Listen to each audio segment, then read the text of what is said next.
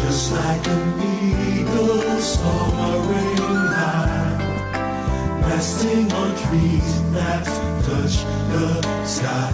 You have a right to this place, like all human race, like all human race. You are no less than a child of the Maker. You're an earth keeper from the land of your birth. You are created to be a creator. You're the life bearer of Mother Earth.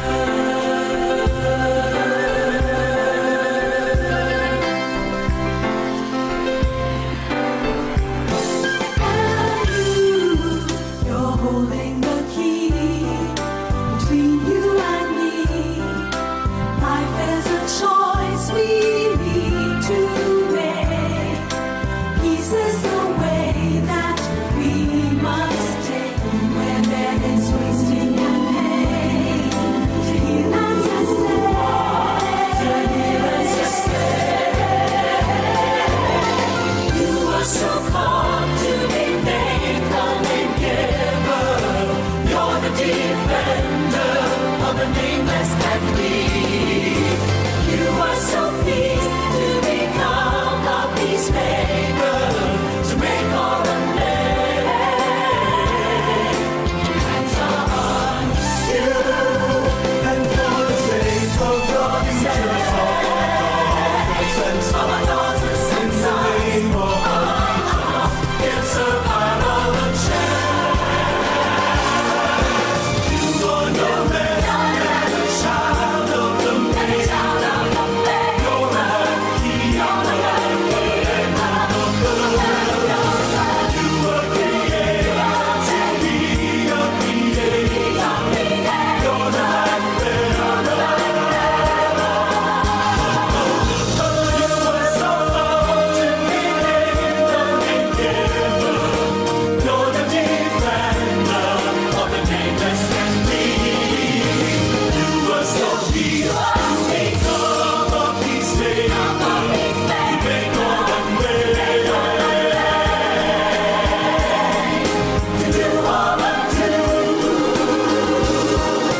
Hands on you. Hands on you.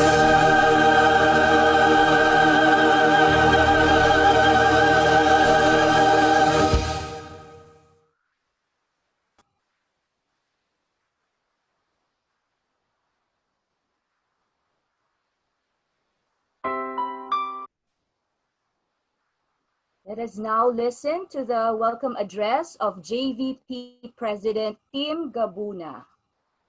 Magandang araw, JVPs and friends. Welcome to the first of JVP webinars. Today's theme is on environment, healing the fractured earth. Actually, the first JVP hosted forum on same topic was 5 years ago, organized together with companions in the Ignatian journey by Gwen Brosena, Dean Tony Lavinia, and Father Bill Kreutz in July 2015. Soon after, Pope Francis published his new encyclical Laudato Si. It was still a face-to-face conversation held at Ateneo de Manila University. Wala pang COVID pandemic noon. This webinar is also in support of the social development goals, particularly in creating a better world by addressing climate change and making our environment safe, resilient, and sustainable. Ngayon pala ay June 19, karawan ng pambansang bayaning si Rizal na naghabiling ang kabataan, ang pag-asa ng bayan. Kabataang Pilipino, this webinar is dedicated to you. Siguraduhin natin na maganda at maligaya ang ating tirahan at kapaligiran. Idaan natin ito sa gawa, pag-uusap, pag-aaral at pagdarasal. Thank you to our 4 resource persons. Bakit ba 4? 4 decades na ang JVP.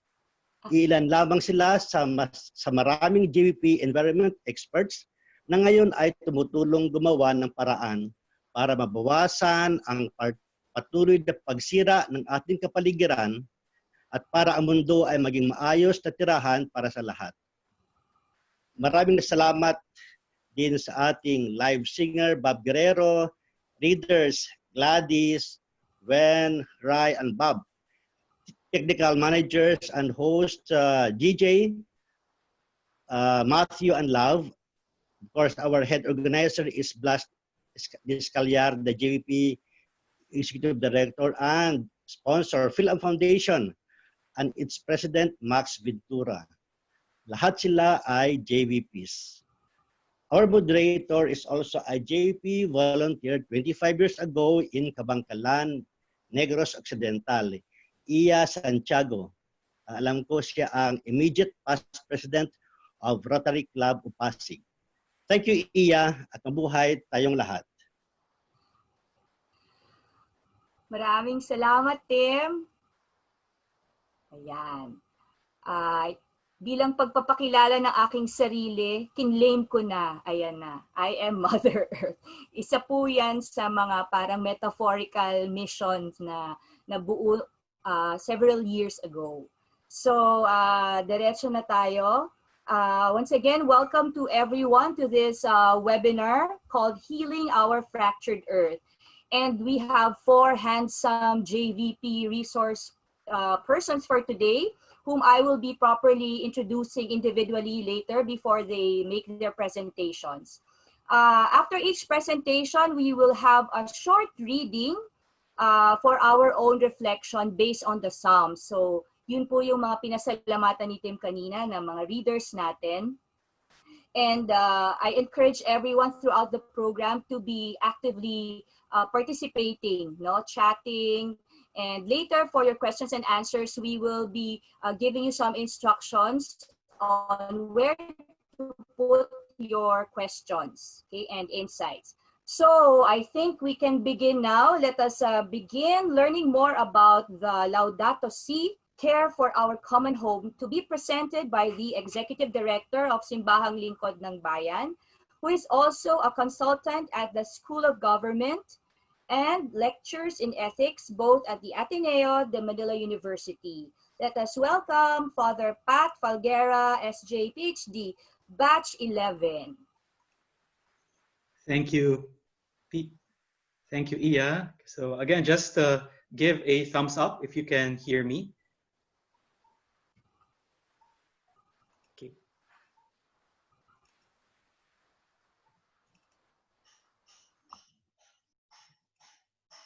Okay. So una, maraming salamat kay Blas, who was the one who initiated this to invite me.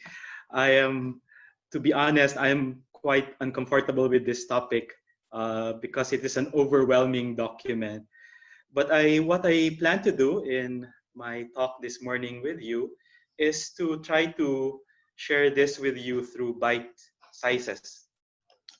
As everyone knows, yesterday was the 5th year anniversary of Laudato Si when it came out. And I'll give you a brief background on that. Just to give you the flow of my talk this morning, I'll first start with the context. And then I'll try to provide a process by which we can view the encyclical Laudato Si. And then I'll end with an invitation, which hopefully would also lead and contribute to the talks of our other resource speakers, especially Sina Errol, Dintoni, and si R.A. Rene Costa. Okay. So first, just to give you a context, a background, and a summary. So first, a background.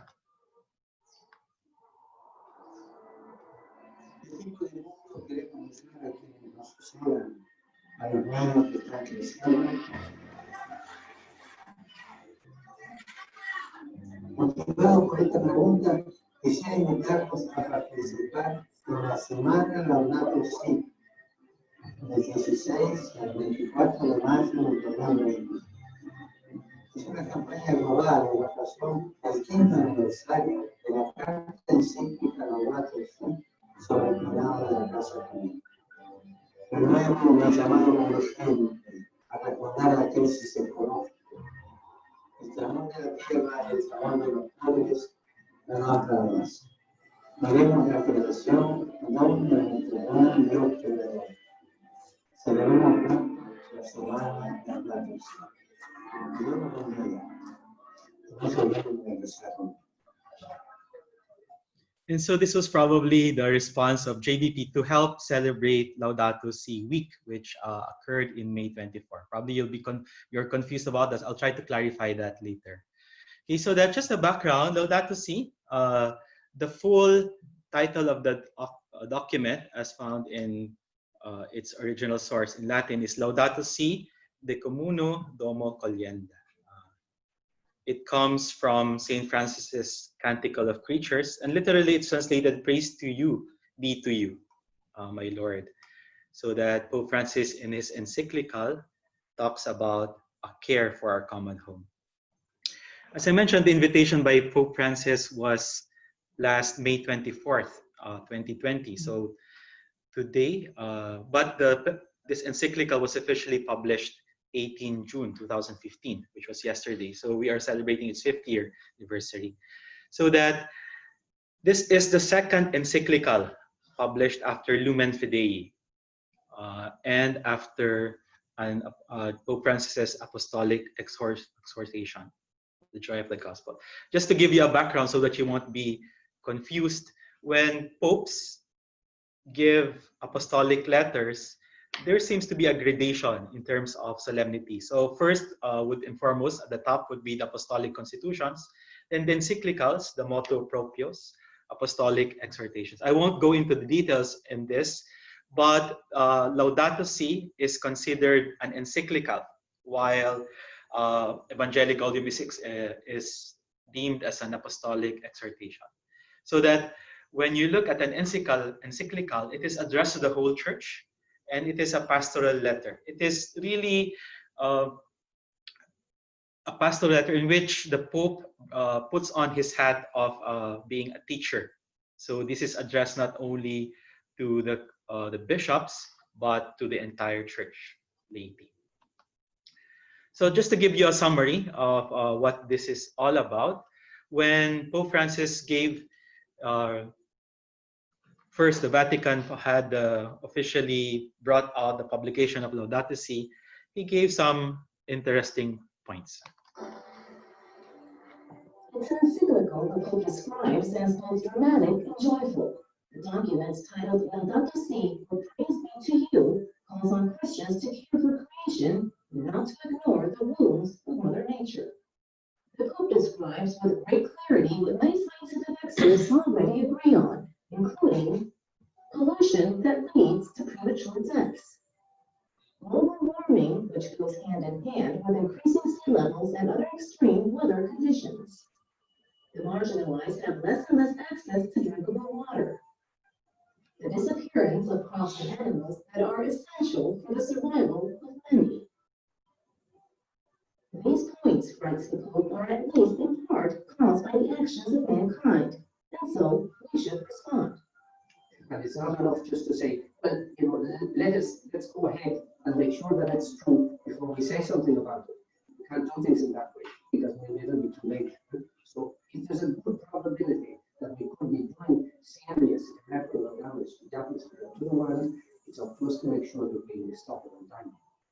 The Pope also states that the problem is not an environmental one, but by and large an ethical issue. He speaks out against companies that increase pollution and contamination in third world countries because the actions they carry out could be approved in their developed nations. Case in point, the Amazon.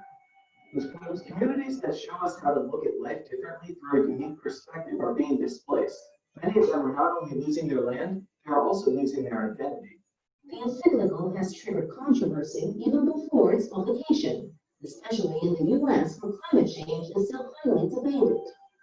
In the document, the Pope laments that efforts to improve conditions and care for Mother Nature usually die out because of lack of interest.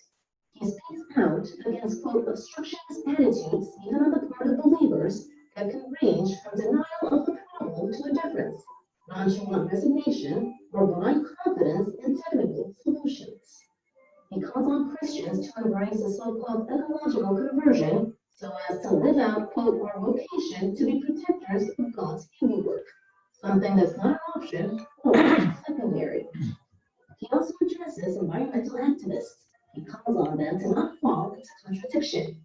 He states, quote, when we fail to acknowledge as part of reality the work of a poor person, a human embryo, or a person with disabilities, to offer just a few examples, it becomes difficult to hear the cry of nature itself. The encyclical challenges not just politicians, but everyday Christians. Because the problem is an ethical issue, the solution, he writes, needs to include an inner reflection. The Pope recommends admiring nature in all its splendor and greatness, to sit back and admire its power, instead of acting like consumers who only want immediate profit. Il mio è dunque un appello alla responsabilità, in base al compito che Dio ha dato all'essere umano nella creazione, coltivare e custodire il giardino in cui lo ha posto. The Pope writes, quote, the effects of the present imbalance can only be reduced by our decisive action here and now. He also concludes that one does not need to be the head of a company to make changes. Average people can help Mother Nature as well. Therefore, it calls on changes to one's lifestyle through small, everyday actions. Like recycling, separating garbage, and putting on a sweater instead of turning up the heat. Even though some believe before reading the Pope's analysis that it would not be 100% accurate, ignoring the current state of Mother Nature could prove to be rather dangerous.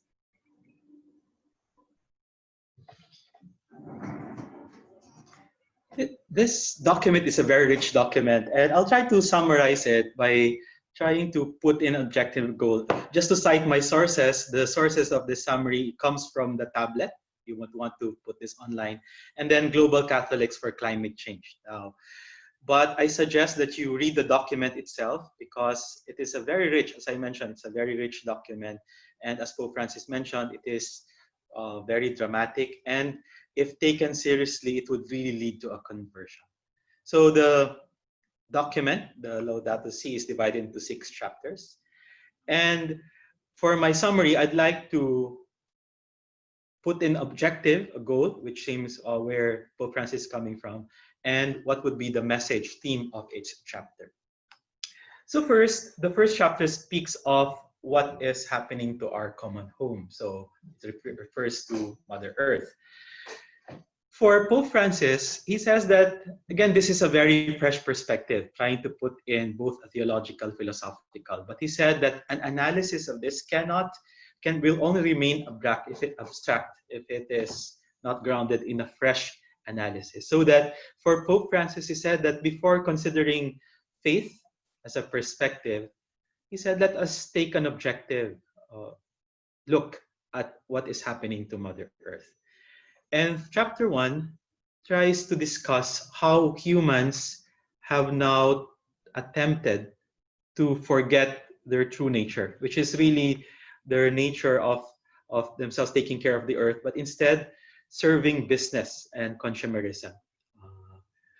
And for Pope Francis, he says that sometimes when we look at the earth, it seems that we deceive ourselves, that somehow that we try to replace something which is irreplaceable with something we created. Secondly, Pope Francis would refer back to scripture, and he cites the first chapter of Genesis, first and second chapter of Genesis, and which is really about creation. And Laudato Si addresses this to all people, including non-believers. And Pope Francis is of the mind that there can be a dialogue between science and religion. Pope Francis points to us the truth that we are not God. He says that the earth was, is, and will be, continue to be for us, and it is given to us. It is a gift. So that Laudato Si, especially number 67 in chapter 2, tries to tell us that yes, we are made in the image and likeness of God. Yes, we have been made stewards, but it doesn't give us absolute dominion, meaning that we can do whatever we want with what is creation. The third chapter, having now acknowledged that, trying to introduce faith perspective, trying to acknowledge how we seem to have forgotten the truth that we are not God. Pope Francis then attempts as an analysis, trying to see what seems to be the human origins of this crisis. And for Pope Francis, it seems that it focuses on a paradigm. The dominant paradigm of science and technology, which gives importance to efficiency, production, wealth accumulation, seems to have driven us out of the path of this. And so for Pope Francis, he says that because of this paradigm, many of the world's problem stems from this dominating paradigm. And the problem of the world, he says, that it seems that we have made this the method. We have made this as the truth. And much of the human interventions we've had, which has degraded the environment, seems to reduce this to the dominance of science and technology. And this has created what Pope Francis, and you're probably familiar with this, a throwaway culture. And those who are in power have had their vested interests. And Pope Francis says that we need a conversion of this. The fourth chapter, which is integral ecology, he says that whether we adhere to it or not, everything is interconnected. And with this truth, it is a call for a vision. And it is called for an integral ecology. Notice how ecology and economy comes from the same root. And for Pope Francis, he says that an integral ecology should respect both human and social dimensions. So that the theme of the fourth chapter would focus on a humanism which brings together different fields, he says, including economics. And for Pope Francis, he says that when we try to make the disconnect between the human and the social, that's where we begin to get into problems. So that if we forget that we are connected and we come up with a very silos mentality, that seems to be how we are able now to push this issue forward. The fifth chapter, notice how there is a progress to it. It's like if you look at the Ignatian pedagogical paradigm, this is from reflection goes now to action. And for Pope Francis, he says that he would say that now that we've seen the situation wherein science and technology is dominant, we've seen a situation wherein we seem to be disconnected with one another. We have seen a situation wherein we try now to put human interventions with premium on science and technology. He said that there is a need to redirect. There is a need for a new course of action. There is a need for a conversion. And the conversion is to realize that we are all in this together, interdependence, that we are connected, that somehow there is no one country, there is no one dominant group of countries who would probably be the sole power in trying to attempt to make a solution out of this. He says that there should be a global consensus. Then finally, the sixth chapter, which tries to integrate spirituality now with the ecological situation, education, that somehow with this conversion, there are things which we need to change our lifestyles, our own way of thinking. And it starts with an awareness of our common origin, awareness that we are just in one world, one home. And for Pope Francis, he recalls now his namesake. Of course, you know that he, in terms of the way he chose his name, his inspiration was Saint Francis. And Saint Francis, as he wrote in the Canticle of the Sun, Canticle of Canticles, it would be that, again, creation is a sister, and it leads to a personal conversion. So that this awareness, this entails our awareness of our own, of where we went wrong. And in a way, this is a personal conversion, which hopefully would lead to a institutional conversion. Okay. So in all this, just to giving you this background, this summary, again, I mentioned that it is good to bring more, to read the document in totality, because it's very rich and my summary doesn't really do justice to it. But to jump to the process, I'll give you a perspective of where JBP might want to enter to the picture of Laudato Si, and what would be the role in which JBP could play in both a personal and institutional conversion. So just a process and a perspective. During the coronavirus pandemic, Pope Francis has been offering encouragement to the world, from praying the Our Father with Christians of every denomination to imparting an extraordinary would-be blessing.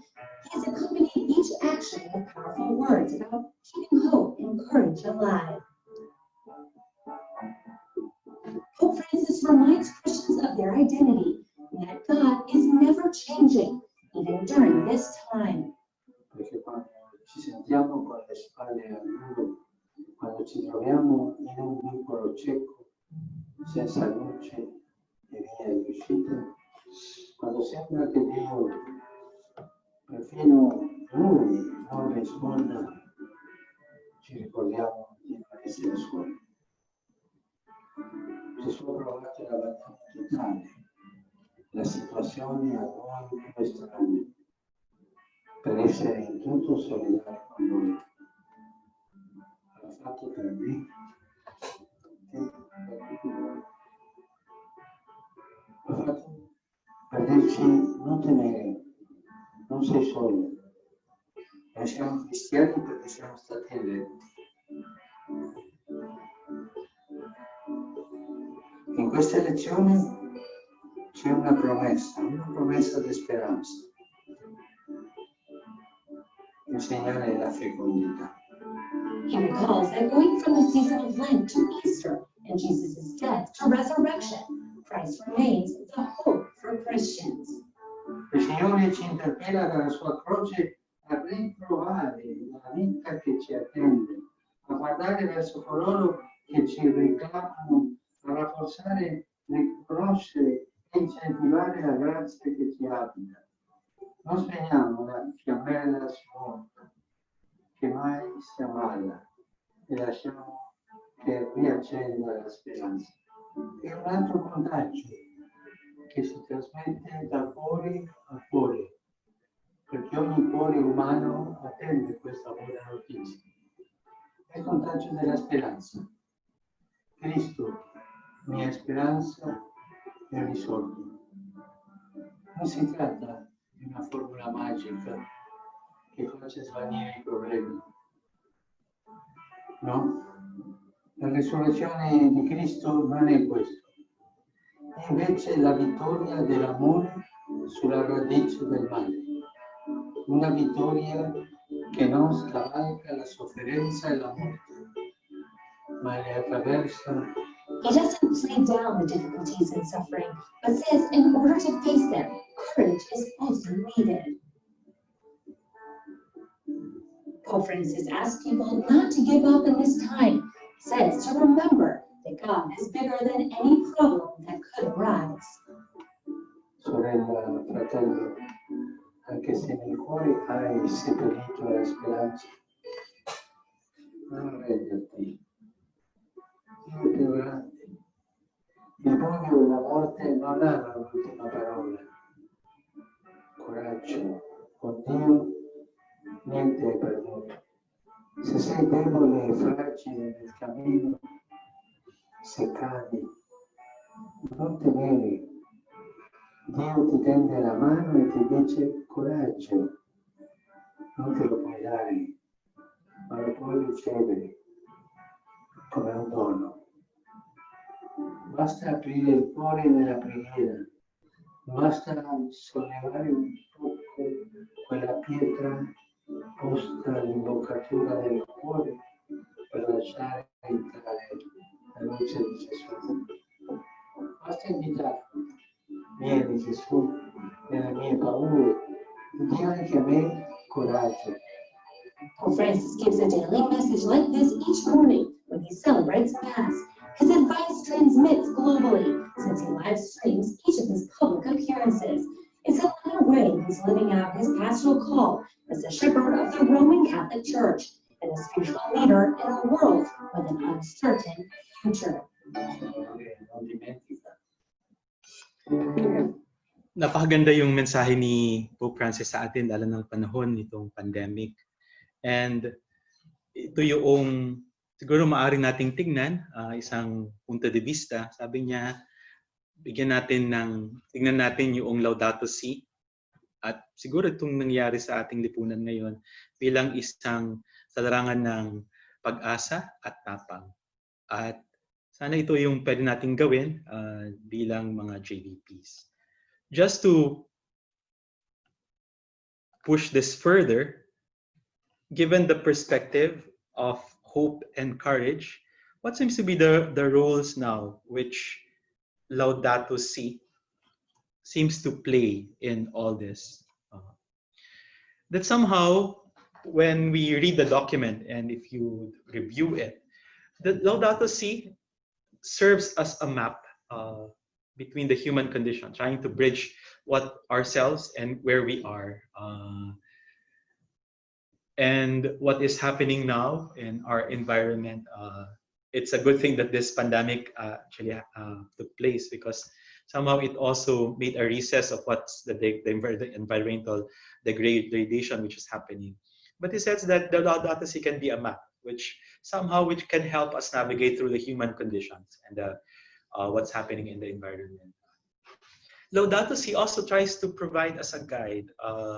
These are values which we hold as coming from a very Jesuit perspective of trying to really see and balance where we would want to help the individual, but at the same time trying to put up with the common good. Laudato Si also becomes a bridge.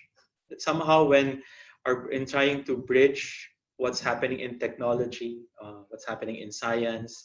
As of now, we still have to find a cure for the COVID-19, and trying to live out our religious principles.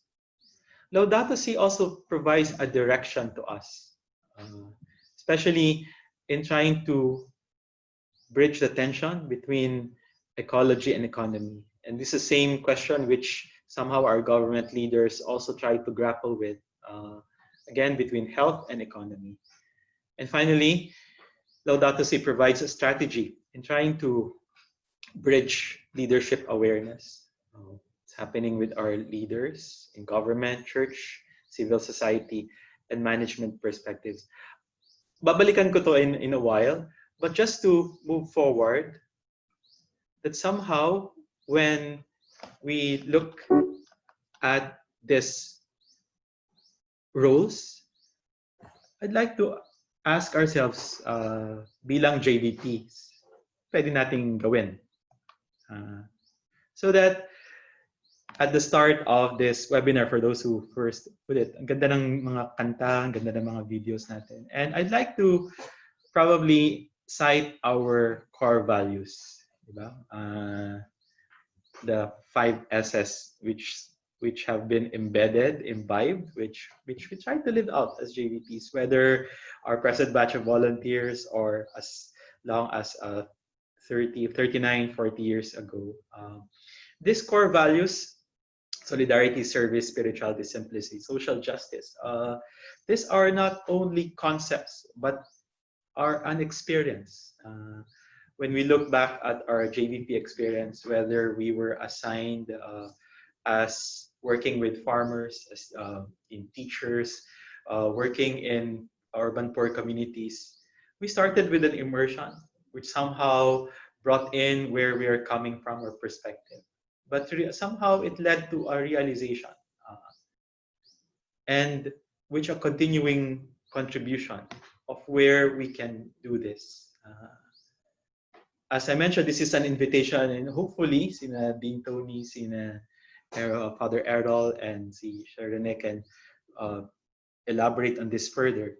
But when we look and review the Laudato Si document, the Laudato Si document providing a map, becoming a guide, acting as a bridge, providing direction, strategy. And I think if there is a contribution which JVP can help, it is really through our core values. That somehow our core values of solidarity would provide a map in navigating the human condition and the environmental situation.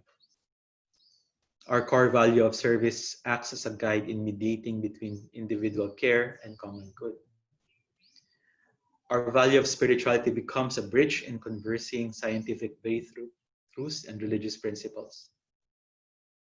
Simplicity gives direction in balancing economic advantages, ecological preservation, and a social justice which provides a strategy in combining leadership, awareness, and management perspectives.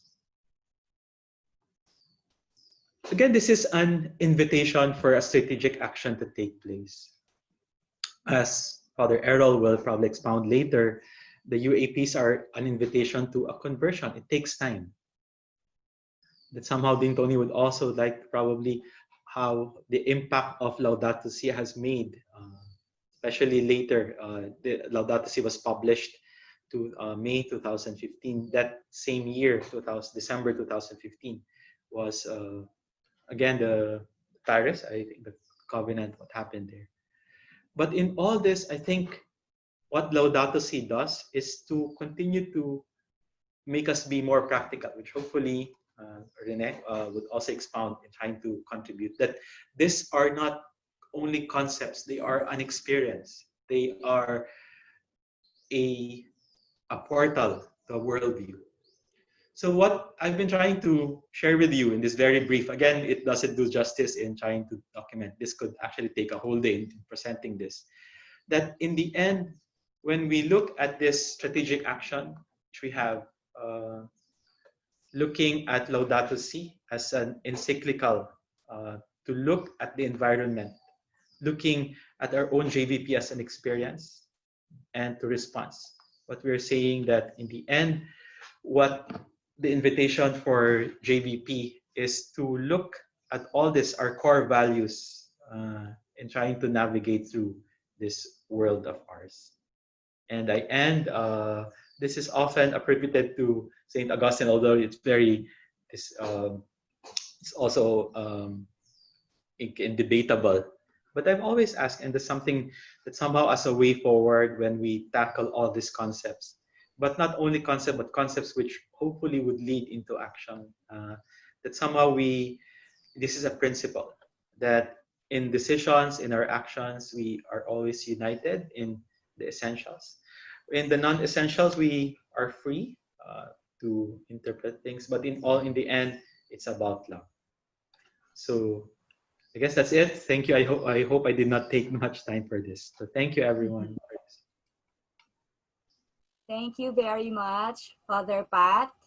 Yes, parang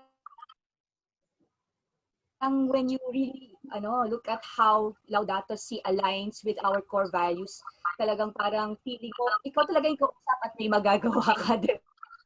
Diba? So, thank you for that. presentation, and we know there's still much to know about Laudato Si. So I'm sure many of us still have siguro questions or insights about the sharing of Father Pat. You will be given a chance to write your questions or insights in the using the Q&A button. If you can see it there sa sa screen mo. You can click on it and then type your question or your comment, and then we will be addressing all of them later on after the 4 presentations. Just write siguro the name of the speaker you are addressing the question to, para pag binalikan natin, alam niya na siya yung kausap. And again, so just keep typing it, and then later babalikan natin yung mga tanong ninyo. Okay, so there at this point, we will proceed to the reading of the Psalms. And as our reader goes through it, let us try to reflectively listen to the message and hopefully align with the call of the Laudato Si in our lives. So the reflection part for this topic will be led by JVP here, who was assigned in Caloocan or is still going to be assigned or is already in Caloocan, batch 40 and 41 nag-extend siya. So Gladys Badlon will read the psalm. O Lord, our Lord, how awesome is your name through all the earth. I will sing of your majesty above the heavens. When I see your heavens, the work of your fingers, the moon and stars that you set in place. What is man that you are mindful of him, and the son of man that you care for him? Yet you have made him little less than a god, crowned him with glory and honor. You have given him rule over the works of your hands, put all things at his feet, all sheep and oxen, even the beasts of the field, the birds of the air, the fish of the sea, and whatever swims the paths of the seas. O Lord, our Lord.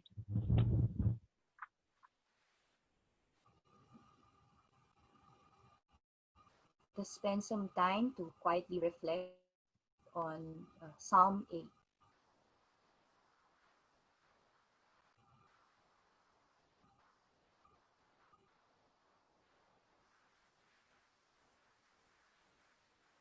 Okay. Thank you, Gladys. So we move forward to the next presenter. He is from batches 20 and 21.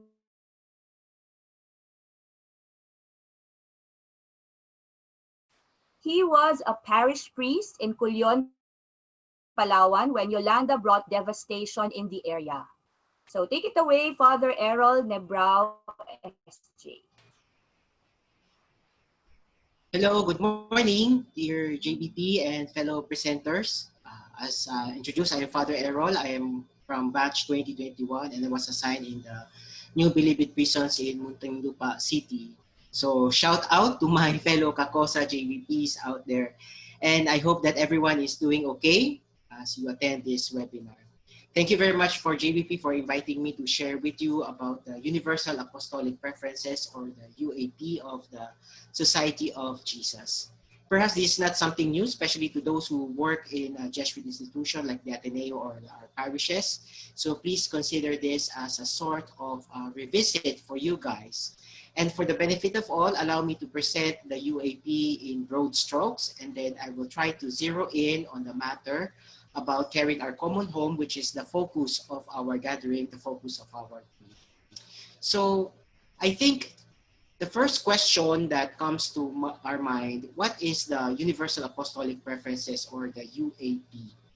In the history of the Society of Jesus, from the time to time, try to discern, focus her vision in the changing times. It was during the time of Father General Hans Kolbenbach in 2003 that the Society formulated 5 preferences of the UAP, namely presence in Africa and China, and strong intellectual apostolate, renewal of the Roman houses, and work for refugees.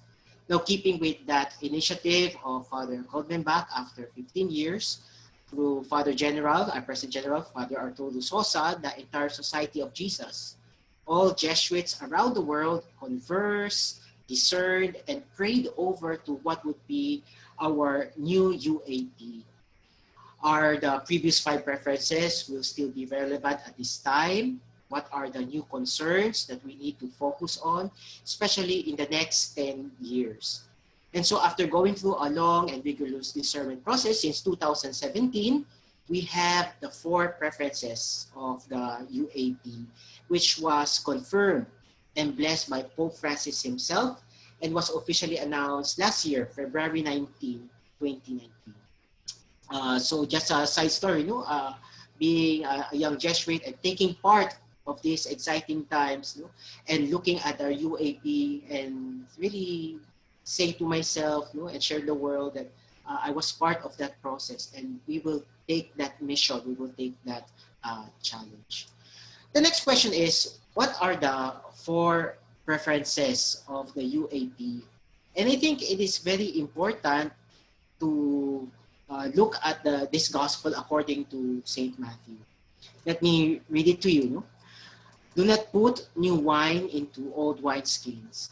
Otherwise, the skins burst, the wine spills out, and the skins are ruined. Rather, pour new wine into fresh wineskins, that both may be preserved. I think this really captures how we treat UAP. It is really a call of discernment, renewal, and even conversion, as mentioned by Father Pat. We are reminded that this is not a checklist, that we should simply do these things for the next 10 years. And if we have done all of this, then we are good. No. These preferences should enable us to really grow and even change ourselves in responding and collaborating in the Lord's mission, the best way to serve the church. It is about letting God to change us. Now, having said these things, let us now take a look at each of the UAP at the very simplest level. We're talking about 4 aspirations, 4 statements of intent and purpose. And what are these? To show the way to God through spiritual exercises and discernment, to walk with the poor, the outcasts of the world, those whose dignity has been violated in a mission of reconciliation and justice, to accompany young people in the creation of a hope-filled future, and finally, to collaborate in the care of our common home. Now first, to show the way to God through the spiritual exercises and discernment. This first preference is quite clear to us, The primary contribution of the Society of Jesus and her collaborators is what? Is the spiritual exercises and discernment.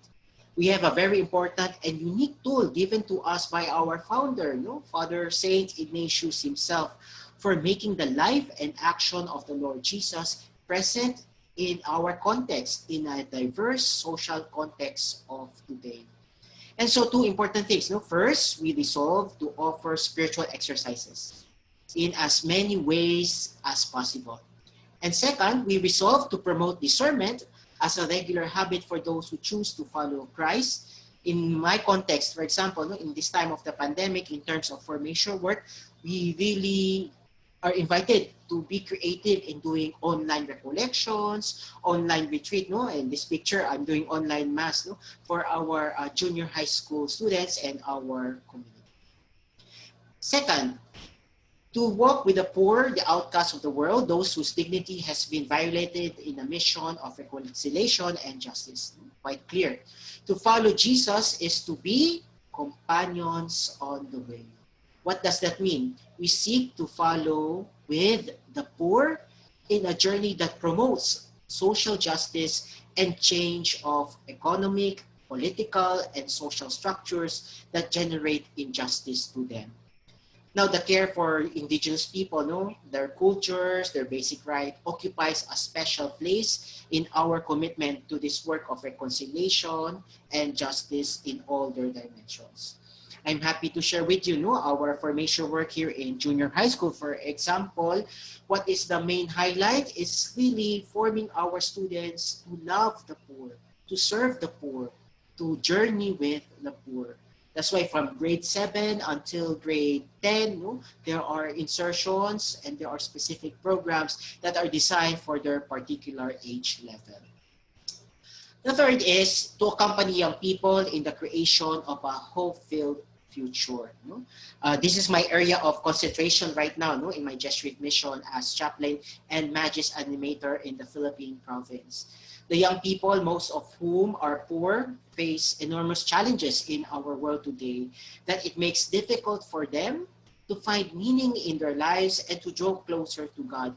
I encounter this each and every day in my work as a chaplain here in junior high school. Hence, the work of the Society of Jesus and its collaborators can make an important contribution to creating and maintaining spaces that are open to young people in society and as well as the church. As I mentioned, I am the Magis animator of the Philippine province. What is my work? I prepare youth for Magis gatherings, and as well as for the World Youth Day. The next World Youth Day is moved to 2022.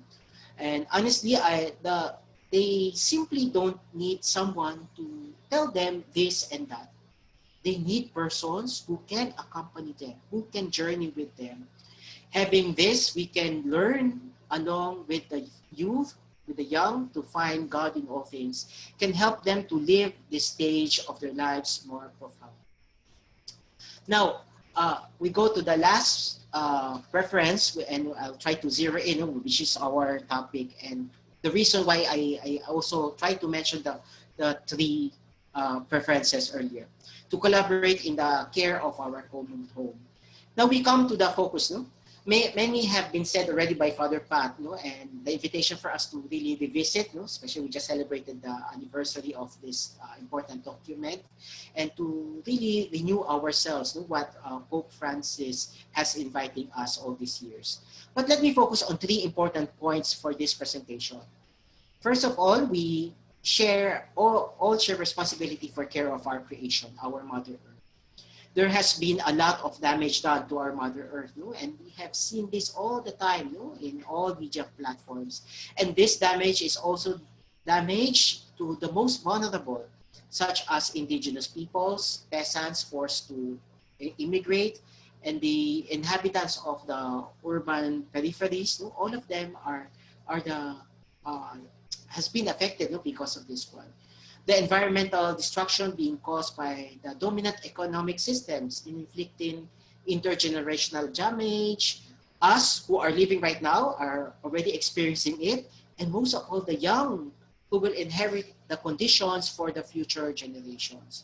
That is why when Xavier University was put into lockdown, after 1 month, rare birds and animals started to be visible in our campus. This picture that you're seeing right now is what I took, and I never seen this bird coming into our campus for the last 5 years since I was assigned in Xavier University. The next is we need to collaborate. We can do this all by ourselves. We collaborate with others in the construction of alternative models of life that are based on respect for creation and on sustainable development, capable of producing goods that, when justly distributed, ensure a decent life for all human beings on our planet. And here, last August, we made a strong move as a university to take a big step in response to Laudato Si and UAP through our green agenda. All of our campus, we have 4 campuses here in Cagayan de Oro, don't accept single-use plastic. But it was not easy for us, It took a lot of collaboration, even within the university itself, the people themselves, to make it work. And I'm happy to share that this has slowly changed the attitude of our students and teachers, not only within Xavier, in the campus, but even outside. And finally, changing the habits of life. it is not just simply being environmentally friendly, but most importantly, the change our way of consumption, promoting by wasteful economic and cultural systems, as what Father Pat has mentioned. It must start from each one of us, our way of choosing. And a wonderful example would be to share with you is the work of Father Pedro Walpol in Bendung, Bukidnon.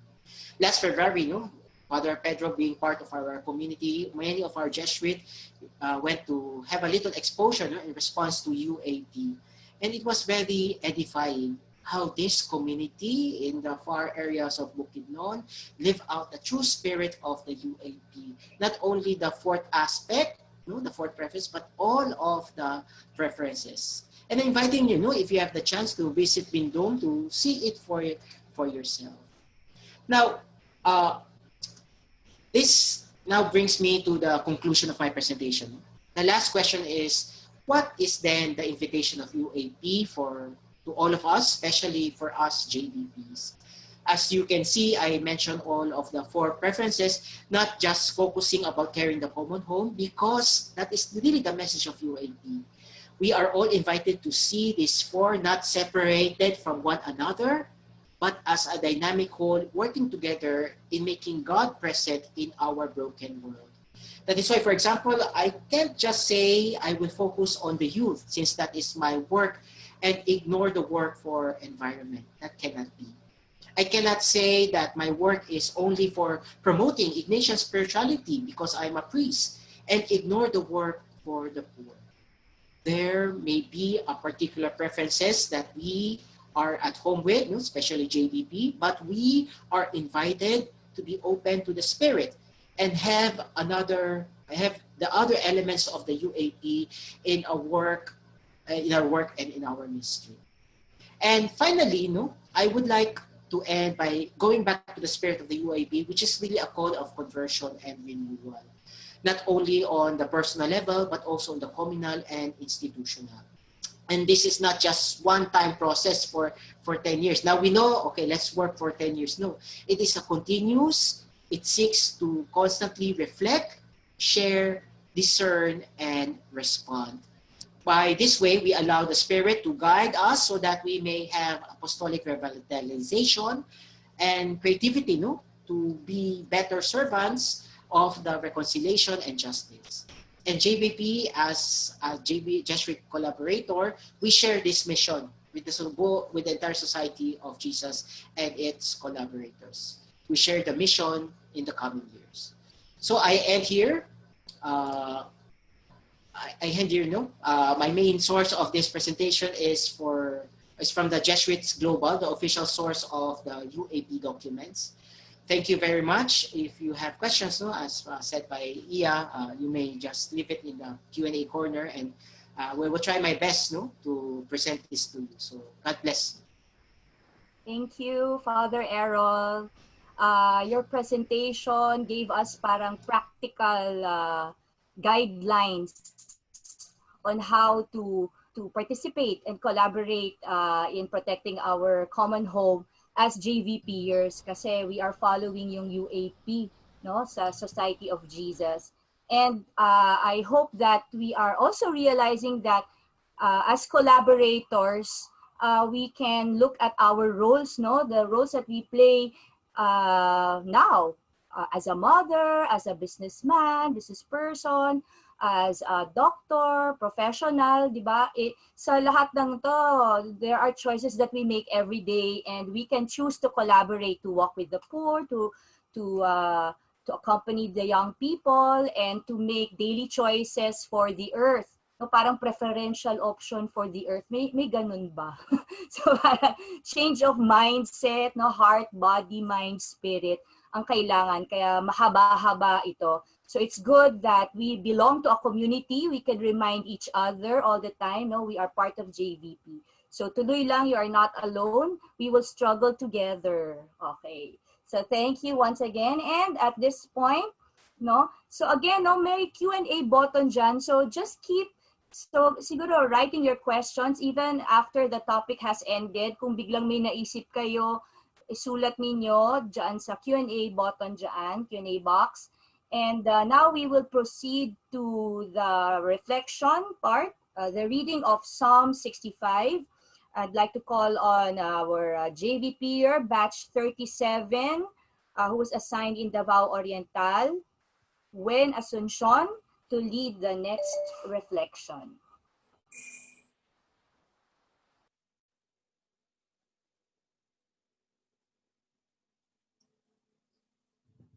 To you we owe our hymn of praise, O God in Zion.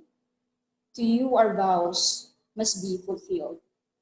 Bless the one whom you will choose and bring to dwell in your courts.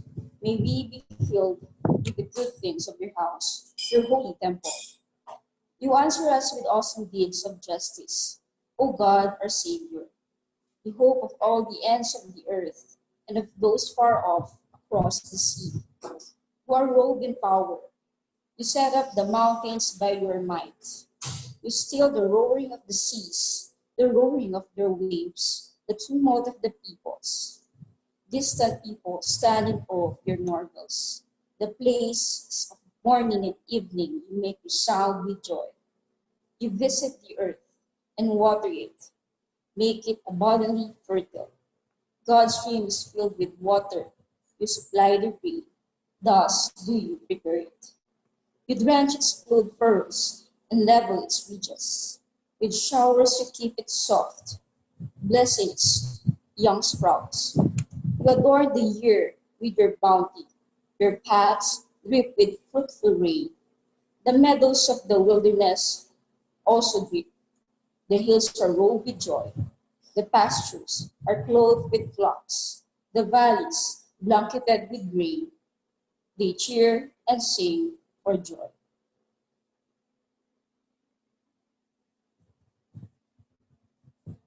Let us pause for a few moments to reflect on the psalm.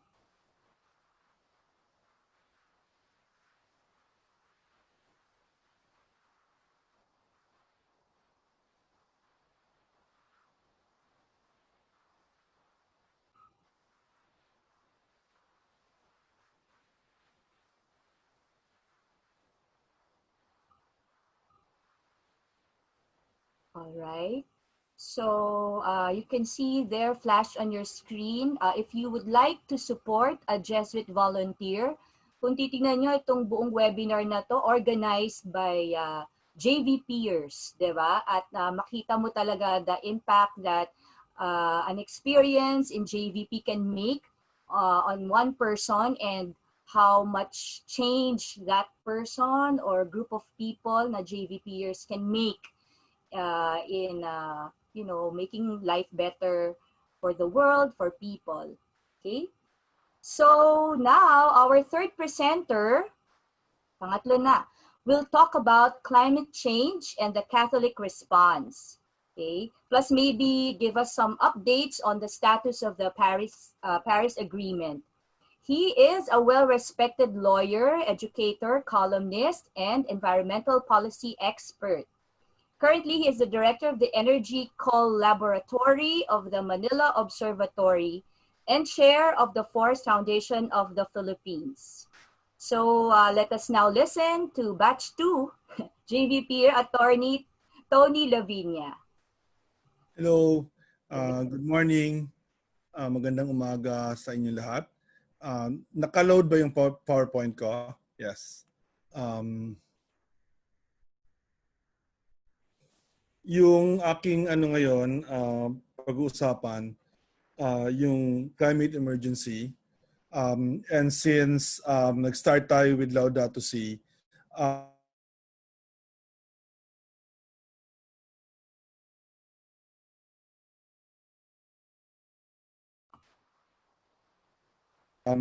at dahil in the middle of a pandemic, I will actually relate the climate emergency, our experience of it, to also the pandemic. Next slide, please.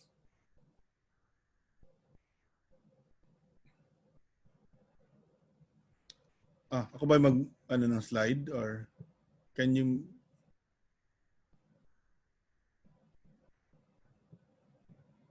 move the next slide?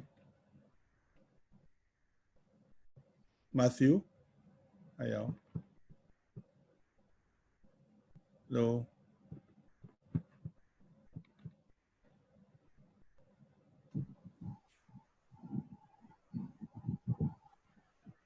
I can't see. Anyway, can you hear me? Yes, I Yes, think Dean. the Yes, third Dean. slide. I don't see that change in the Third slide. It's okay. slide. Ano Yes. po? We're seeing, I think, the third slide, Okay. 1.5 Yes, for some times. reason I can't see that change in my. Ako na lang. So balik mo na to the second slide. I'll just open my own slides because I don't see the ano. Anyway, very briefly lang, basics kasi I teach this subject. I teach it everywhere in the Philippines and give a lot of talks, siguro 3 or 4 talks a week on this. But I would never assume that everyone is on the same page on the problem, even if it is such a serious problem na nararanasan natin all over the world. No? But two very basic things lang. What is climate change? What is causing it? And then what are the impacts on climate change? And what does a climate emergency mean today? No? So in essence lang, climate change is caused by the warming of the world. The warming of the world is not climate change. The warming of the world, which is results from human activities, is the one that's causing a change in climate. Climate is also not equivalent to weather. Weather is what we experience day to day. Climate is that which causes weather. And it is climate that changes because of global warming. And the link to human activity is the biggest cause of global warming is the use of fossil fuels, oil and coal, is agriculture that is not climate smart, that releases methane into the atmosphere. It's solid waste management. It's deforestation. In other words, it's practically all human activities in the past, which is unsustainable, that causes other problems as well, but together they cause the greenhouse gas effect, what's called the human-induced or the anthropogenic greenhouse gas effect, na naman nagkukos naman ng pagbabago ng klima, na yun naman ang nagkukos ng pagbabago ng weather at marami pang ibang pagbabago. So go to the third slide, which is the 1.5 challenge. And in the third slide, I have a phrase there called 1.5. Ang ibig sabihin lang dyan na the world is warming. In fact, we are hitting 3 to 4 degrees already in the warming of the world. And that means that there will be lots of changes. We are already experiencing changes in weather because of climate change. Nakita na natin yan sa mga bagyo natin. Nakita natin yan sa mga flash floods na nararanasan natin, sa drought sa Mindanao, sa intensity ng El Nino at La Nina. Lahat yan ay already caused by climate change, but it's going to get worse in the future dahil sa walang pagpipigil ng pag-emit ng emissions na nagpapadami ng greenhouse gases sa atmosphere that is therefore continuing to warm the world for us. No? Ang goal natin is to limit the increase of global temperature to 1.5.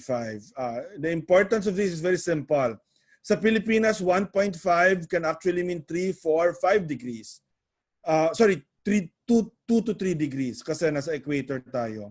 So kung mag-increase yung mundo ng 3 or 4 degrees, sa Pilipinas mag-i-increase tayo ng 7, 8, baka 10 degrees pa. So such that in 2040, 2050, aabot na tayo ng mga 45, baka 50 degrees pa ang init sa Pilipinas. So just imagine what that would mean for our daily life, for our work, for our homes, for the poor. No? So the goal is to limit ourselves to 1.5, but we are moving towards 3 to 4 degrees. Kaya climate emergency, kasi yung 4 to 5 degrees will create a very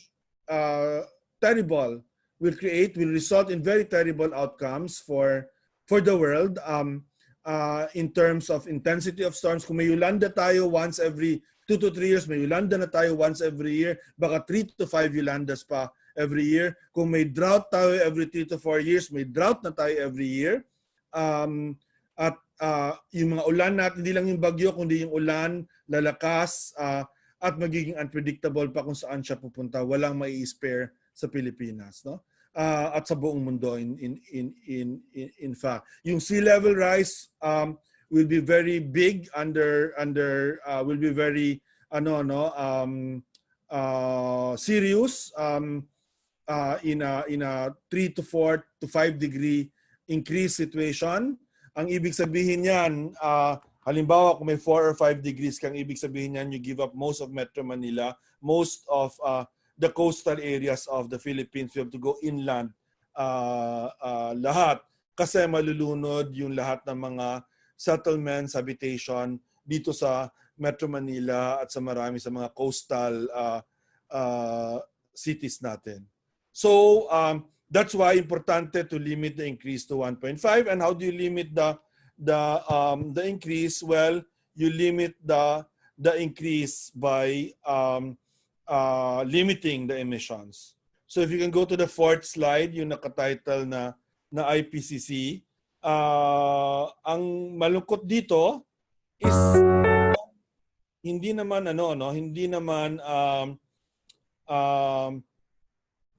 anong tawag dito? Hindi naman unknown, hindi naman hindi natin alam ang anong gagawin. We actually know what's happening. We can explain what's happening. We can know what the problem is. And yes, we know the solutions. Simple lang. No more coal power plants, much less use of oil, change your agriculture system, no more deforestation, manage your waste better. We actually know what to do. Hindi siya kailangan ng rocket science. And yet, we do not do what is right. And later on, I will reflect on that and what our role is as Catholics, what our role is as Jesuit volunteers. You go now to the next slide. Ang title ng slide na yon ay Cry of the Poor, no? Yung cry of the poor, nandyan yan kasi well, everyone is affected by climate change. Like everyone is affected by the pandemic. Now, it is the poor that suffers the most because it's the poor that do not have options. And we see that already. Exactly what's happening now is what's going to happen and be a pattern for the future in climate change. Diba? Those of us who can work from home, we work from home. Diba? Those of us who have money, we can buy the food that we need, di ba? Na nakakabili naman tayo. We need to communicate each other. May internet naman tayo, may wifi tayo, may fiber pa tayong iba sa atin, di ba? So we can do all of that. Even if it's not to underemphasize or minimize the suffering kasi people are suffering, rich or poor. And people get sick, rich or poor, di ba? But the poor has it much worse than us. Now, let's be very, very clear about that. And it's exactly going to be the same thing as the pandemic. In fact, palagi kong sinasabi ngayon, mas madali ang trabaho ko kasi sa climate change. Kasi all I have to say is, ang mangyayari sa climate change ay yung nangyayari sa pandemic. Kaya lang, permanent siya. At least yung pandemic na linked to a virus, yung one virus na yan, may chance tayo, di ba? For a vaccine, hindi 100% sure. May chance tayo for therapeutics. Ibig sabihin, baka eventually makahanap sila ng way to treat it and it is not as threatening to life as it currently is, di ba? At least yun, after 3 to 4 years, sabi nila, sa tingin ko yung pandemic will last 3 to 4 years yung in terms of the things that we have to do to just deal with the pandemic. And I don't think we'll ever go back to the normal. But at least to some extent, aabot yung panahon na actually lalabas tayo, magpa-party tayo without need for such social distancing and say, panalo tayo, di ba? Ibig sabihin, pwede na ulit. Di ba? It might take 5 years to get there. But posibleng ganon. Unless may another pandemic, and that's another problem because climate change can also cause pandemics in itself, no, kasi may public health impacts on climate change. Itong pandemic na ito, predicted na naman ito to last 30 years, last 25 years. Marami ng epidemics. First time lang na ganito kabilis globally because of the virus we have. No guarantee that it will not happen again with other viruses. But at least for this virus, pwede natin sabihin, tapos na. Sa climate change, hindi ganon. Kasi permanent yung change na mangyayari. Ang difference lang sa climate change sa pandemic, yung pandemic, mabilis siya naging global. Yung climate change, global siya, pero iba ang karanasan. We experience it differently at different times. Hindi naman sabay-sabay na nagbabagyo tulad ng Yolanda all over the world, di ba? Ngayon, Pilipinas, bukas Tuvalu, bukas Japan, the next month, Vietnam. So ganun yung kanyang ang waves niya, if you use that analogy, come in between in big intervals of time, no? Like months or years.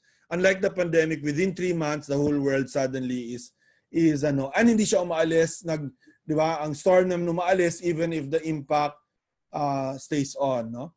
So I just wanted to stress that the poor is the one that suffers the most, no?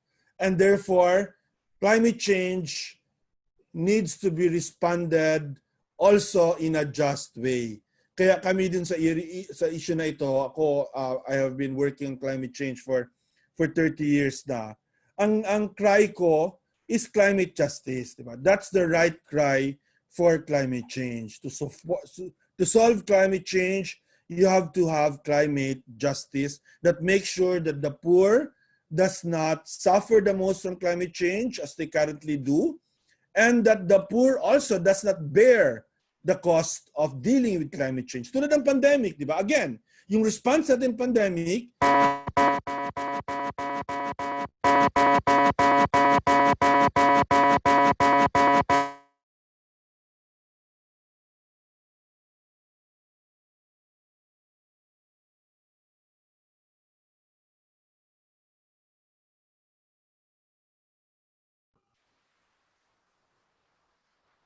Okay, we seem to have lost a connection with Attorney Tony.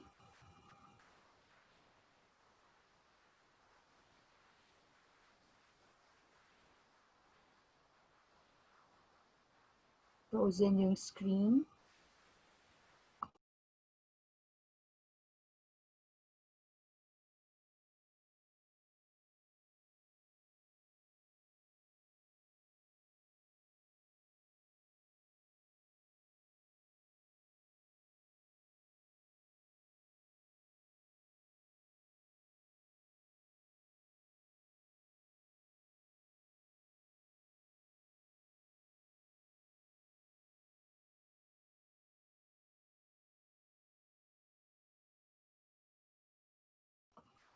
Okay.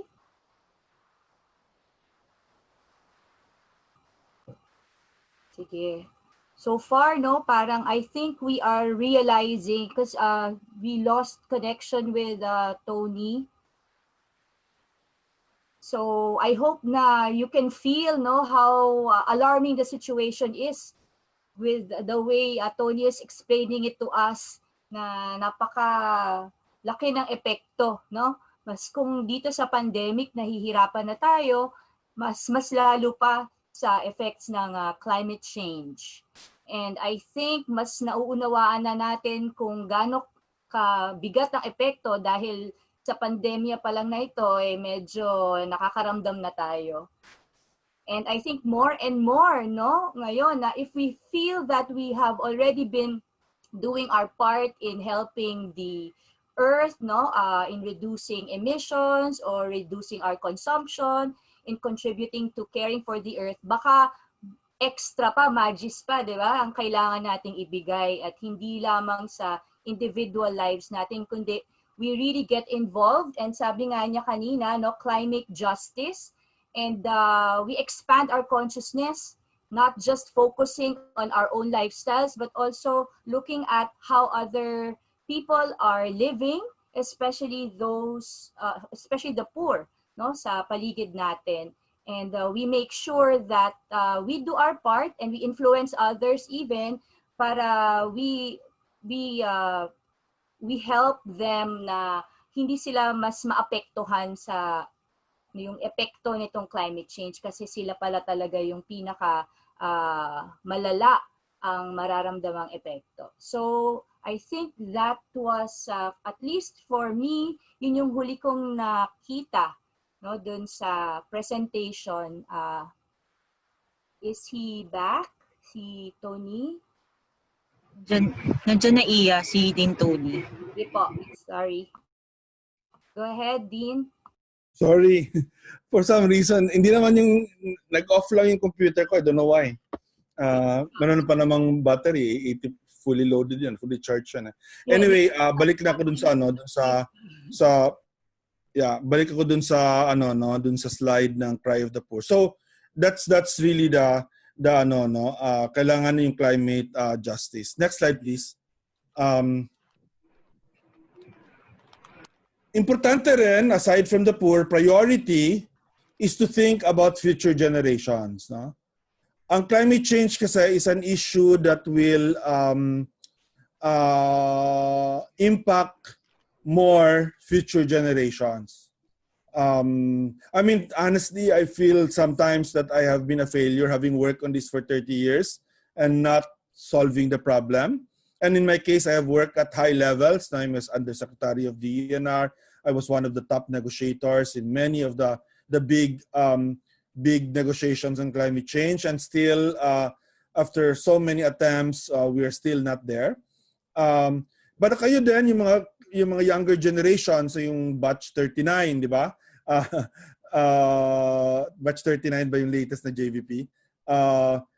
Yung it's your world, di ba? Yet, the truth is that it will be your children that will be affected the most by climate change. Kaya, that's a quote from Laudato Si, yung intergenerational equity. It's not optional, no? It's a basic question. Kung sabi mo climate justice, it's justice to the poor, the people around you, but it's also justice for the next generation. Since, according to Pope Francis, the world we have received also belongs to those who will follow us. Next, please. So, how do we respond to climate change? I mean, historically, palagi natin sinasabi, kasalanan naman ito, nagsimula itong problemang ito dahil sa mga mayayaman na bansa, America, Europe, Japan, Australia, Russia, yung mga both the Western and Eastern countries of the North, sila yung dapat mauna. But that was 30 years ago. Since then, the world has changed and many developing countries, big developing countries, especially China, is just as rich as the earlier rich countries. No? At some point, naging adaptation din. Importante din yung adaptation. Sa Pilipinas, we also have to adapt because we're already living with climate change. No? So adaptation is also important. And all countries would have to adapt. No? And then, around 15 years ago, we started thinking, actually, kailangan din ng mitigation by all countries. All countries must reduce their emissions according to their ability and according to their historical contribution. Dapat una pa rin yung developed countries, yung rich countries, but developing countries must also do something already because emissions are increasing. China, for example, is now the #1 emitter in the world. So therefore, it reached dapat tulad ng United States. Yung Pilipinas, we are not emitting that much compared to China and US, but we're emitting a lot compared to 150 other countries. In other words, nasa number 34 tayo, if I'm not mistaken.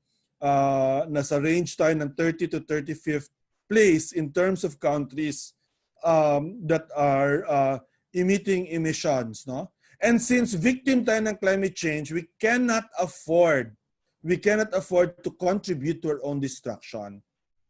Just the other day, I posted last night about we are in this campaign kasi to stop the building of all coal power plants in the Philippines, and actually to later on close down our coal power plants. And very simple ang dahilan, because coal kills. Pumapatay ang coal power plants. Diba? They kill people because of pollution, and they kill people because of climate change. 10, 20 years, or even now, when people die because of typhoons, that is because of coal. That is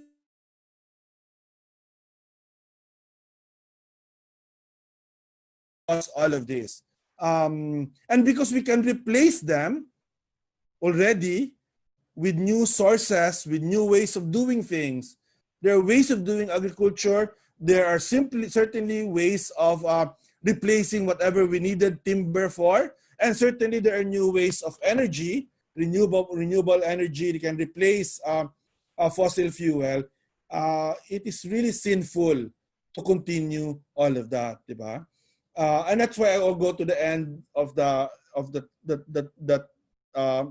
slide. Climate justice is very important, no? Again, yan na yung nakarating namin na punto sa Phases in Climate Change Response. Naive to think that we can just reduce emissions, that we can just adapt, diba? And that everything will just be fine. We have to pay attention to those who suffer the most the impacts, who suffer the most from the responses. And that, I guess, I said, is the poor and future generations. Next, please. We do have an agreement now, and I'm not ready to give up and say wala na siya. I would say it depends on what happens in the US elections this year. The Paris Agreement 2015 was a result of, among others, of Laudato Si. I'm very proud as a Catholic na nangyari yon. Yung Laudato Si, as Father Pat pointed out, was released in May of 2015 or June of 2015. It was around this time it was released. It influenced several political meetings that year, even if it was a spiritual manifesto or spiritual encyclical. Remember, as Father Pat, this was an encyclical said, this was an encyclical na directed to everyone in the world. It wasn't just directed to Catholics nor to Christians. When I talk about all that, I always am amazed to recall or to highlight na yung Laudato Si is among encyclicals is unique because it did not only quote the Bible, saints, previous popes. Kasi usually an encyclical of the Pope only quotes yung above him or ka-equal niya. But Laudato Si quotes Catholic bishops' conferences of the world, including the CBCP, because it was one of the first bishop conference that had a statement, a letter on ecology, way back in 1988. I mean, I was also starting. I remember being inspired by the CBCP, by the CBCP encyclical.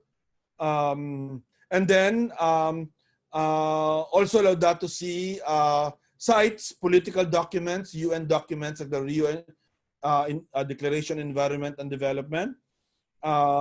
It cites a Muslim, a Sufi poet, actually, cites quite a lot of some scientific documents. So Laudato Si was also a secular document, if you wanna put it that way, diba? And influenced secular processes, including the Paris Agreement in 2015. Pope Francis was very strong, sent a strong delegation that we worked with. I was one of the top lead negotiators of the Philippines and a spokesman of the Philippine delegation in Paris, and we met a lot with the Catholic delegates. I mean, to the conference. The UN ambassador of the Vatican was a Filipino at the time. Siya na ngayon yung ambassador of the Vatican to Spain. And we worked together. And in the negotiations in Paris, Pope Francis was mentioned by several countries, including non-Catholic countries. No? And I was very happy, very inspired by that. I had been the one that chaired the process of negotiating how to put human rights into the Paris Agreement. So the Paris Agreement is not perfect, but it was the maximum possible at the time. It's not a carbon, but it's a sustainable development agreement. 2 degrees ang goal, which we think kulang yon. But 1.5 was referenced as an aspirational goal, which we fought for, and the Philippines won that with several vulnerable countries. Countries will have to have their own targets, and this is where the problem is, because when a country withdraws, like the United States, the global target is affected. Kasi the United States was supposed to contribute a lot na yung tinatawag na nationally determined contributions.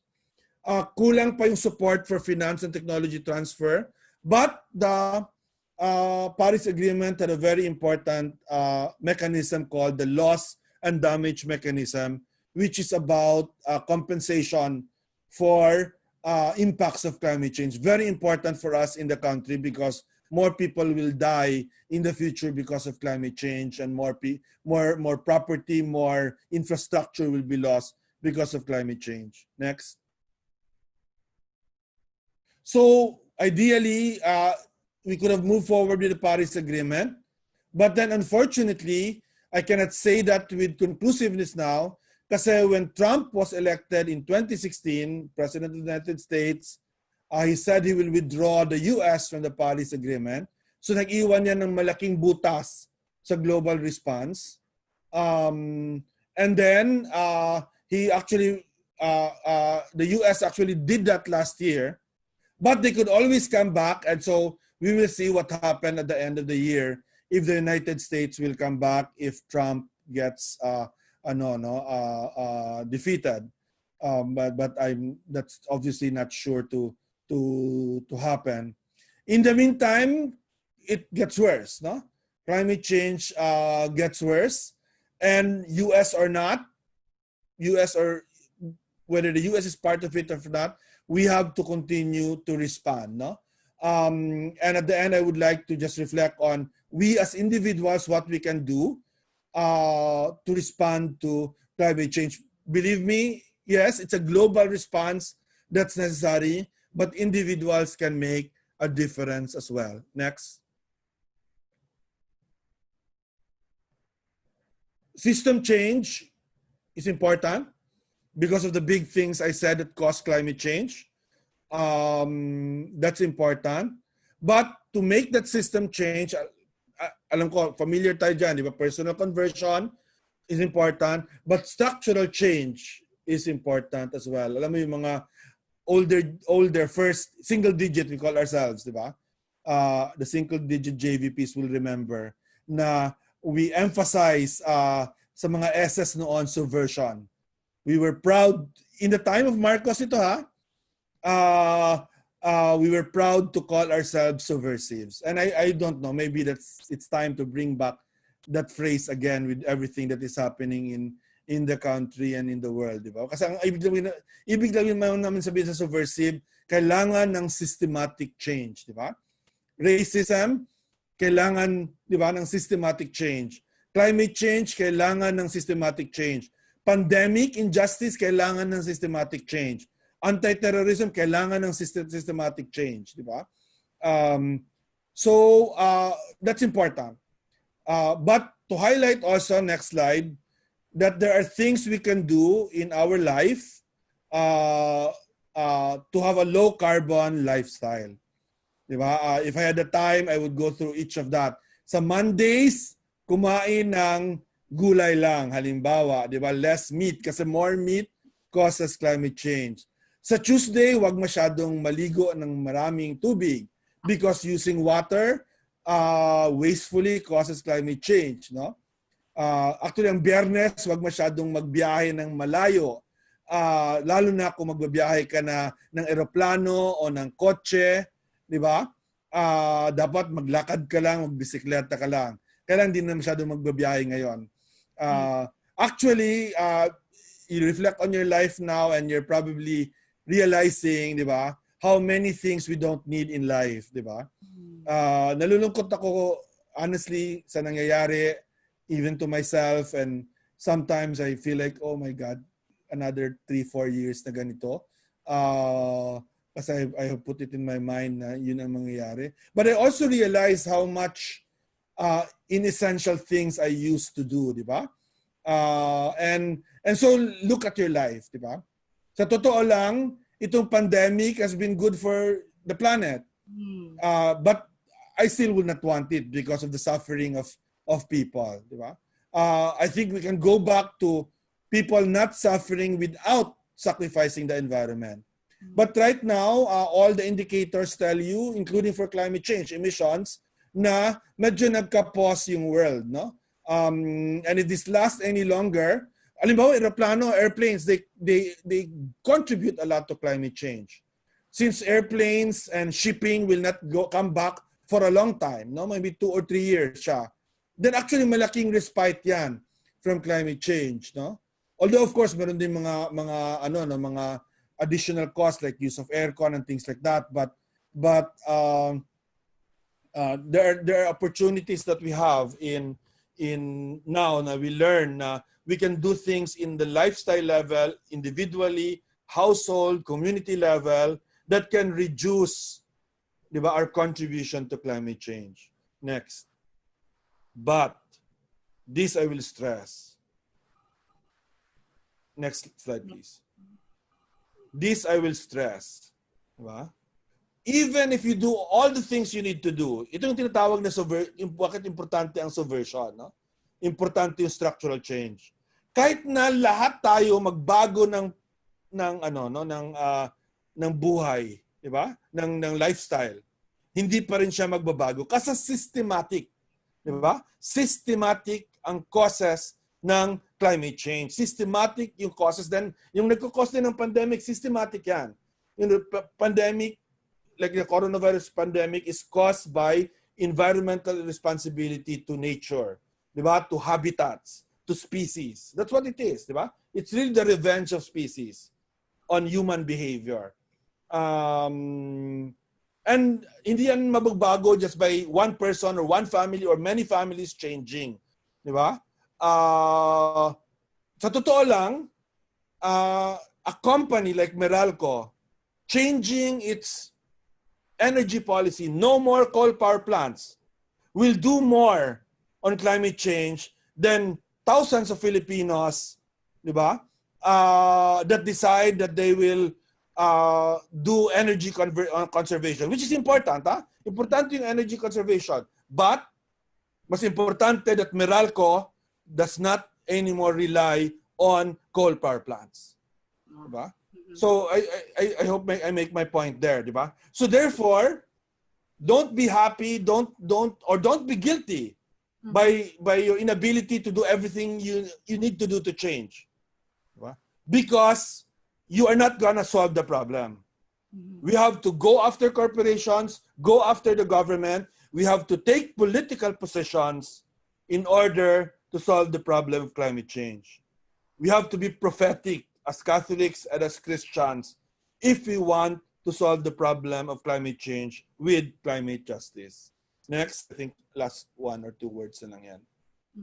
So, I just wanna end, kasi we're fellow JVPs here mostly listening, although I think it's also public, but I just wanna reflect on my own experience. So 30 years of working on this problem, 40 years working in terms of environment, di ba? Maybe even longer kasi nagsimula naman ako even in high school. Na my first activist experience was fighting the Kawasaki steel plant in Cagayan de Oro in Villanueva when I was in high school. And so you might ask, why bother? Di ba? Parang tagal-tagal na tas hindi pa napapanalo. Well, actually, marami akong kwento ng papanalo. Hindi ko na gagawin yan kasi that's not the topic today, no?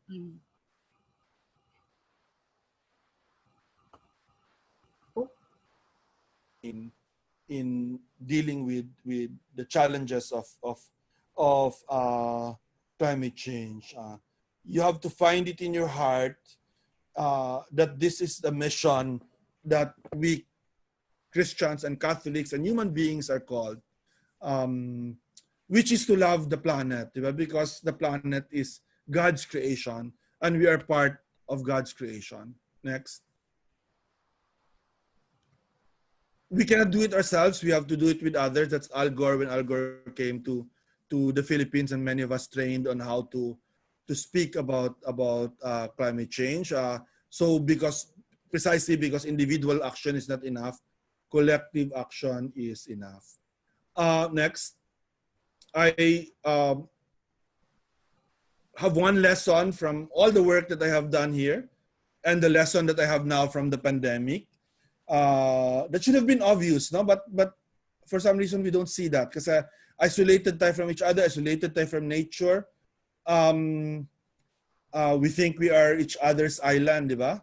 Or we are our own island. But yung lesson ako from the pandemic, lesson ko in working on climate change through these years is that everyone and everything is connected. Hindi lang tao, kundi yung kalikasan din. At yung mga lahat ng likha ng Panginoon. Next. I always tell this story of how I ended up being a environmental activist, no? Environmental lawyer, environmental champion. No? Just before I went to JVP, joined JVP in 1981, I actually went to Europe, social, no? Nag-gap year ako. After college, Ateneo, nag-volunteer ako sa Europe sa isang community of handicapped people. Caregiver actually ako doon at printing press worker. But that year, because St. Francis of Assisi, San Francesco di Assisi, is the patron saint of Italy, I fell in love with St. Francis. Nakilala ko si St. Francis and I spent a lot of time in Assisi. Wala akong pera noon, so pumupunta lang ako ng Assisi para dalaw. I would stay in one of those hills, hindi yung main town, but sa likod niyan, you see the hills. I would stay there. And there was this one church, famous church of San Damiano, that St. Francis had built. And when St. Francis was there, he remembered, I was praying there nung hindi pa niya alam anong mission niya, at sinabi sa kanya ng Panginoon, no, na yung cross, sa harap ng cross, sinabi ng cross sa kanya, o yung Panginoon na nasa cross, rebuild my church. And si St. Francis, he took that literally. He rebuilt the church, and then later on is credited for rebuilding the church after the dark ages, no, by founding the Franciscans. So I used to go there, and I was discerning whether to come back to the Philippines, actually whether to join JVP among other things. So kasi nauna na yung mga batch ko, sila Father Jet, sila Titay, my wife, others, Maricar, Alman, mga classmates sila Ateneo, nauna na sila sa Suggested Volunteers. I was thinking about doing that. And so I would go to the church in San Damiano and ask, Panginoon, what do you want from me? And I swear, no, na narinig ko yung Panginoon nagsabi, pray my prayers, or pray the prayers of St. Francis of Assisi. Dasal mo lang yung mga panalangin ni St. Francis. At yung panangalan na isip ko kagad, yung Canticle of Creatures. Diba? And I actually want to end with that because I credit really, I credit my work, my mission of becoming an environmental activist to this moment when I pray the Canticle of Creatures. And since then, every day, almost without miss, I begin the day by praying this canticle. Most high, all-powerful, good Lord, all praise is yours, all glory, all honor, and all blessing. To you alone, Most High, do they belong. No mortal lips are worthy to pronounce your name. All praise be yours, my Lord, to all you have made. And first, my Lord, brother, Son, who brings the day, and through whom you give us light. How beautiful is he, how radiant in all his splendor. Of you, Most High, he bears the likeness. All praise be yours, my Lord, to Sister Moon, and the stars in the heavens you have made them bright and precious and fair.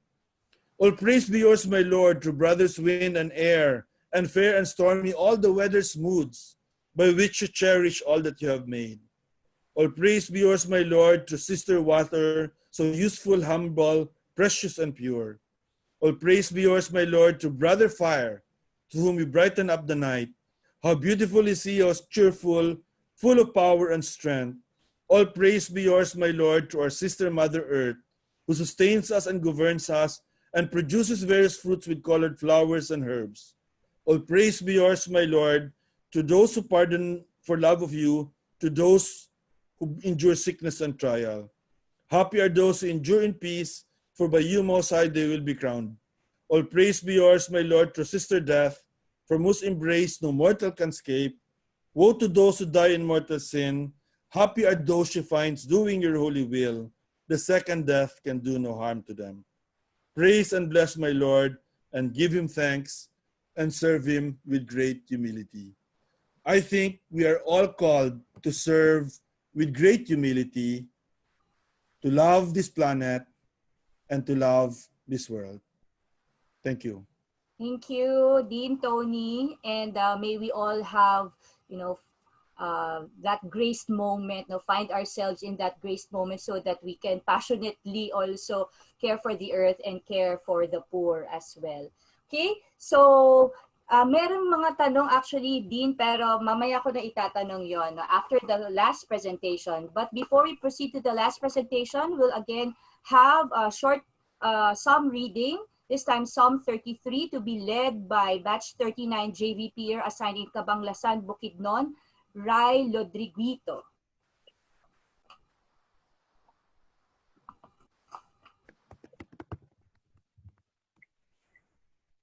Rejoice, you righteous, in the Lord. Praise from the upright is fitting, for the Lord's word is upright. All his works are trustworthy. He loves justice and right. The earth is full of the mercy of the Lord. By the Lord's word, the heavens were made. By the breath of his mouth, all their hosts. He gathered the waters of the sea as a mound. He sets the deep into storage vaults. Let all the earth fear the Lord. Let all who dwell in the world show him reverence. For he spoke and it came to be, commanded and it stood in place. The Lord foils the plan of nations, frustrates the designs of peoples. But the plan of the Lord stands forever, the designs of his heart through all generations. Blessed is the nation whose God is the Lord, the people chosen as his inheritance.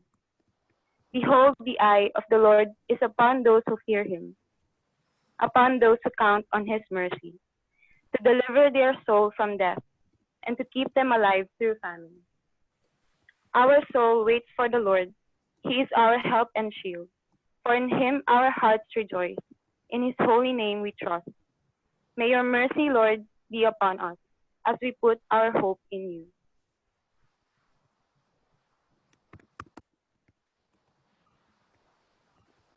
Thank you. May God be with us. And for our last but equally important topic, especially since we are an archipelagic country, is on fisheries, biodiversity, and equity, to be presented by a coastal marine management specialist who has worked for many years in USAID, handling multi-million complex projects on the environment and climate change. Let us welcome from batches 8 and 9, Mr. Rene Acosta.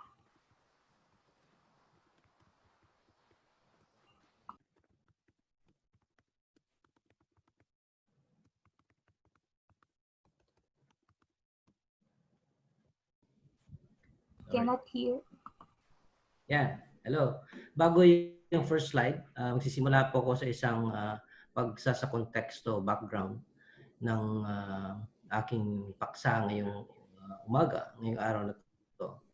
Ang pamagat po ng aking pagninilay, ibabahagi ko sa inyo ay Just Fish, Fisheries, Biodiversity, and Equity. Just Fish ay tinuturo nito ay ibig sabihin justice sa fisheries, biodiversity, at ang katanungan tungkol sa equity. May mga bagay sa buhay natin na dumarating na hindi natin pinipili o ito ay dumarating na lang sa iyo, katulad ng pagiging sangkot ko sa fisheries sector. Ako po ay hindi marine biologist. Ako po ay isang social scientist. Kaya tinatanong ko noon nung pumasok ako sa USAID, bakit ako ay napili para pamunuan ang mga programa na to. So, sa habang ginagawa ko yan, doon ko na-realize na uunawaan ang papel na magiging aking gagampanan para sa pagpapatupad ng mga proyekto na ito sa loob ng USAID. So, umabot po ng 17 taon, 17 years. Katatapos ko lang sa Bangladesh last year. At ngayong nagkataon din na si Blas ay nagpadala ng email at ang sabi ay pwede daw ba ako magbahagi sa isang webinar. At mula noon pa, kahit bago pa yung Laudato Si, mayroon nang bumabagabag sa akin na tanong. Tuwing natatapos yung isang proyekto, mula pa noong 2003 na ako ay pumasok sa USAID, tatanong ko sarili ko, sino ba, paano ba nakikinabang sa patagumpay na pag-protect ng mga marine resources ang mga mangingisda at mga mahihirap sa mga proyekto na ito. So mula ito yung tanong na ito ang palaging bumabagabag sa akin tuwing ako'y nagsusulat o tuwing ako'y lumalabas para pag-usapan yung mga project namin o dalawin, i-monitor ito kung paano ang nagiging takbo. So, ang gagawin ko po ngayong umaga ay ibabahagi ko lang po sa inyo yung naging karanasan ko. Yung paglalakbay na dinaanan ko nitong 17 years. At sa paghahanap ng sagot sa tanong na yan tungkol sa hustisya, tungkol sa equity. Ang dito sa sektor ng pangisdaan o pamalakaya dito sa Pilipinas at sa rehiyon ng Asia kung saan ako ay naging sangkot sa mga ilang mga proyekto na ito. So nakakatuwang isipin at narinig ko yung sinabi ni Father Pat kanina, yung role ng Laudato Si sa buhay natin. Yung tungkol sa it's a map, it's a strategy, it's a guide, it's a bridge, it gives direction.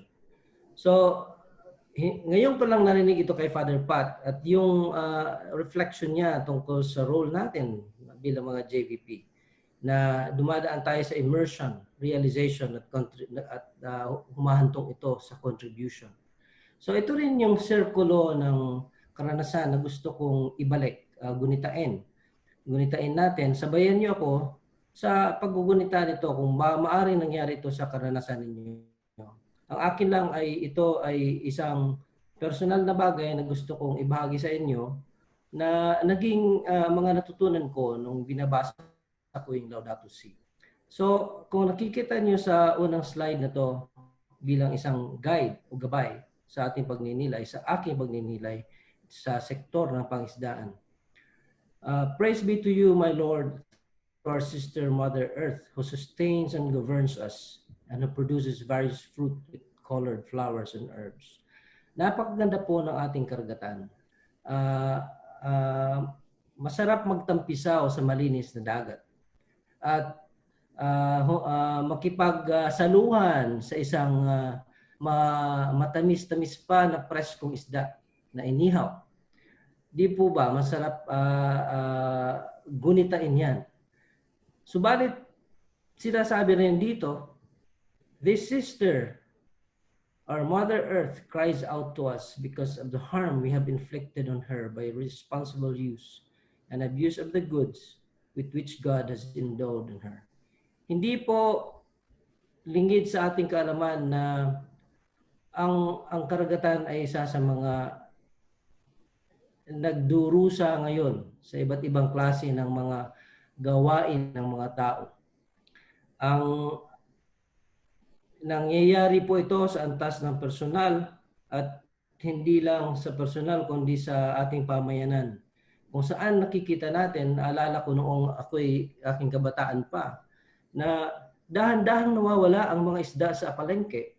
Yung mga lapu-lapo, yung mga mamahaling isda ay nawawala na sa palengke, hindi na dumadaan, dumidiretso na sa mga traders at napupunta sa mga syudad. Ang nalaman ko lang pati mga shells, tumutulong pa ako noon sa Samar sa paggagawa ng mga shells. Hindi ko alam, mali pala yun at nasisira pala yung nakakasira pala yun sa kalikasan. Pero maraming bumibili sa mga syudad, sa mga iba't ibang bansa. At ito ay nawawala sa ating karagatan. Maliban dyan, dahil sa pangailangan natin ng pagkain, food security, maraming mga pamamaraan na nawawala ang mga isda. Unti-unting nawawala. Kaya merong ang tawag natin ay overfishing, kung saan dahil sa mga iba't ibang klaseng pamamaraan, kombinasyon ito ng iba't ibang paraan, nauubos at umuunti ang stocks natin. Ito halimbawa ay ang mga paglason ng karagatan, paggamit ng kuryente. Nabasa ko nitong huling ng isang Chinese industry or fishing industry tested the use of electrocution of fish. It's a genocide of fish in the ocean. It's for commercial purposes.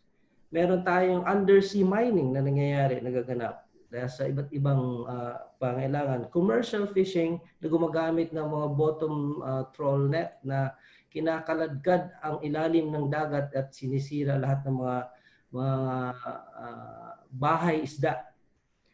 At kahit ang maliliit nating mga isda minsan ay napupunta sa isang sulok at gumagamit ng mga illegal na pamaraan dahil kailangan nila ng mabilis na income.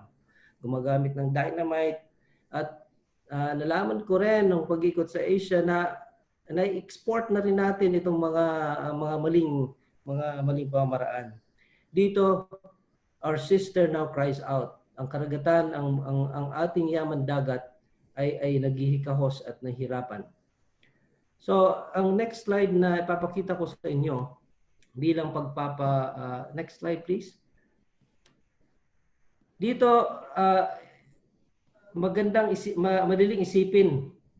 Minsan, madaling gawin o yung konsepto parang itulak mo yung equity and equality ay para sa minsan ay madaling itulak pero mahirap palang gawin. Yung advocacy ay pwede natin gawin pero pag nilalapat mo na ito sa realidad, dito tayo humaharap ng mga iba't ibang klase ng mga pagsubok. So tulad ng sinabi ni Pope Francis sa encyclical ng Laudato Si, maraming obstructionist sa ating lipunan na hindi sumasang-ayon sa ating mga gawain.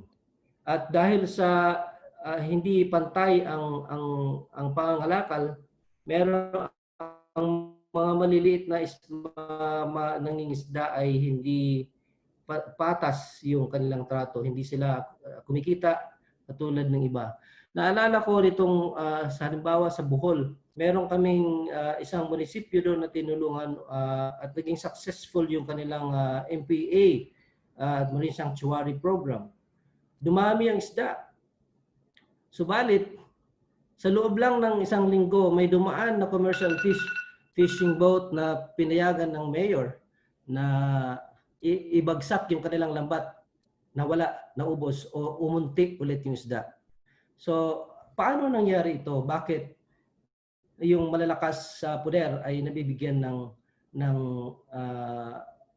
ibang pagtrato kumpara sa mga maliliit na isda? Ito yung issue, yung picture na ito ng reality sa dulong kanan ng slide kung saan yung reality ay hindi talaga ng hindi pagkapantay-pantay ay isang katotohanan na dapat nating harapin.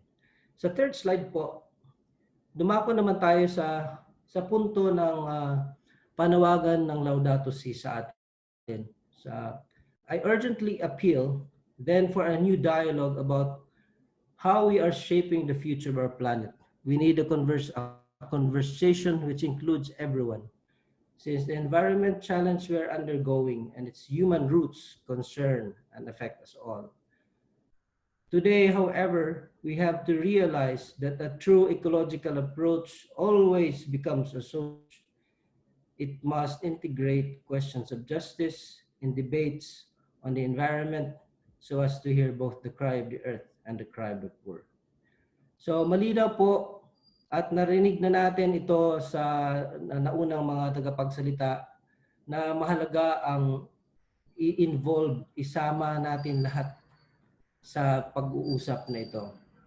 At ito rin yung tulad ng aking karanasan, merong isang bumabagabag na tanong sa akin lagi tuwing bumubuo ako ng Fisheries program ay ang tanong ko lagi na saan at paano makikinabang ang mga maliliit na mangingisda. Gusto ko lang ibahagi ang karanasan na may pag-asa. Yung pagbubuo ng dialogo sa iba't ibang antas ng lipunan ay pwede mangyari sa sektor ng marine conservation at pangisdaan. Ito po yung Coral Triangle Initiative na binuo ng 6 na bansa at sila po ay nagkasundo na magtulungan upang damihan pa ang mga marine sanctuaries sa kanilang bansa. Umabot po ng 10 milyong hektarya ang na-establishar nila sa loob ng 5 taon ng at patuloy pa itong ginagawa nila ngayon pagkatapos ng project na yan noong 2008 hanggang 2015.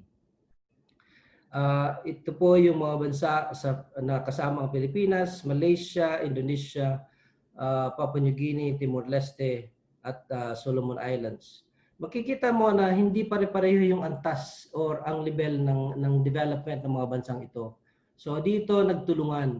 Yung may alam, minsan ang biruan namin, ang sinasabi namin sa mga taga-Pacific, matuto kayo sa Pilipinas at Indonesia at Malaysia kung paano nila sinira ang mga yaman dagat at wag na po nating ulitin.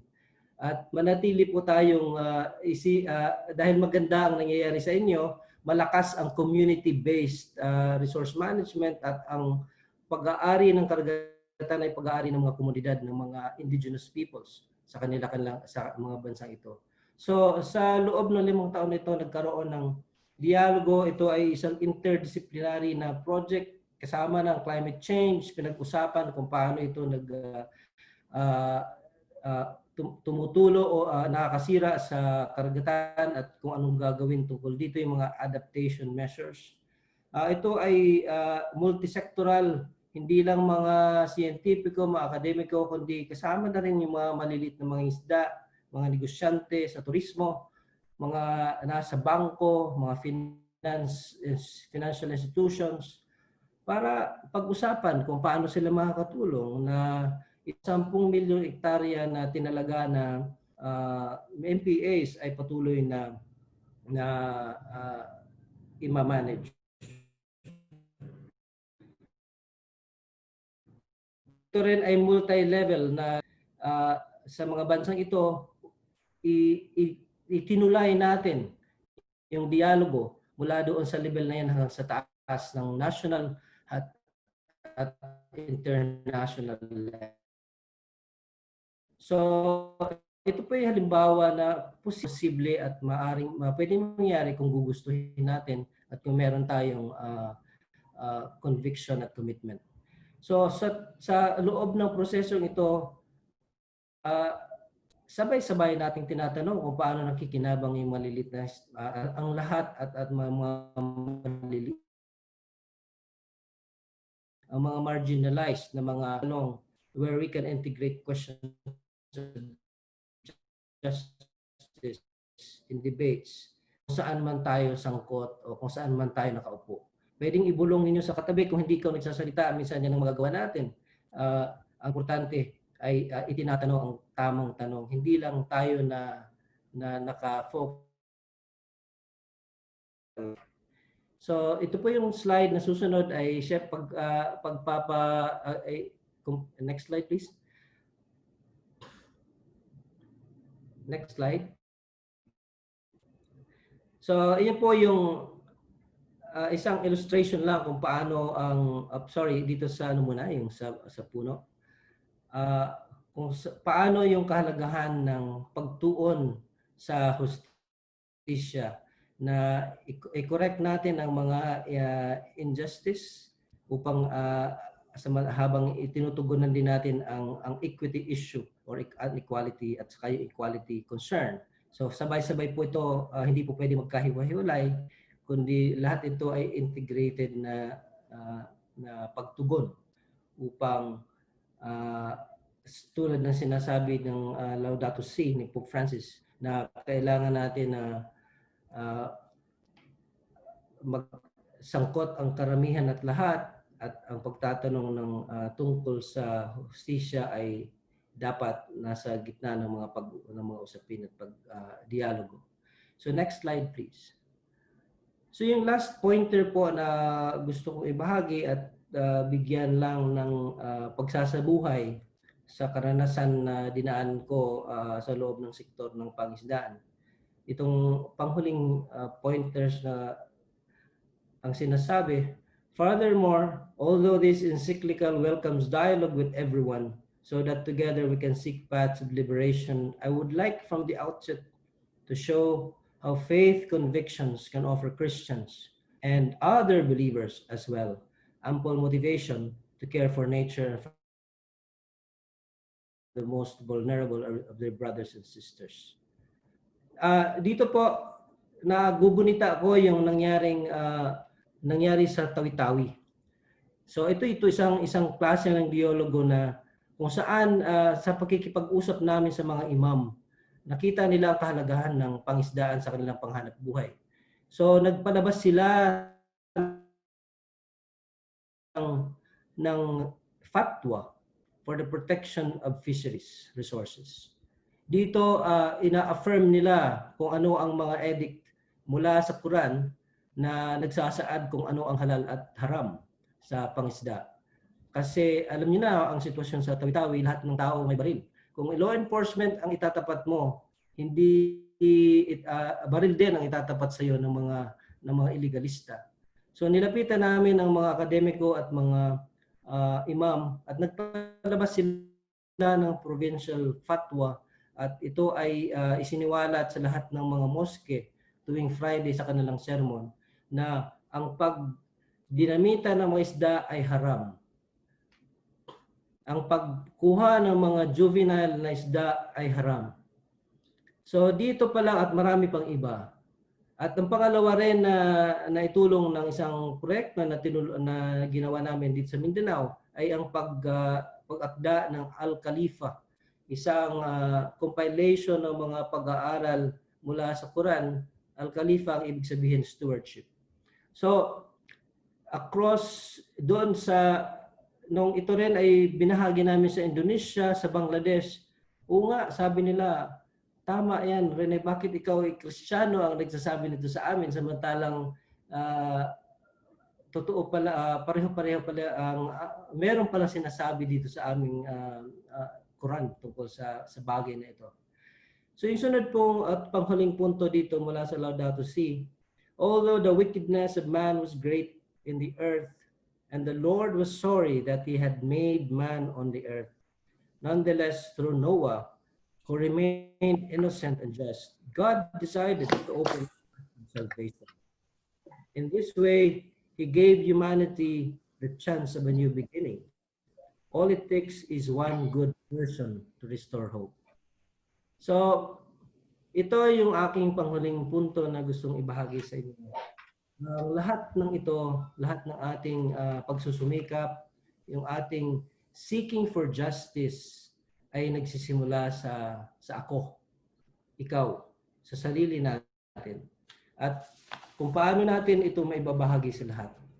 So kung ano yung contribution mo mula sa sarili mong katawan, sa loob ng bahay mo, sa loob ng village mo, sa loob ng barangay mo, at palawak ng palawak, sa ganung paraan ay sabi pa nga ni Father Pat, we can contribute.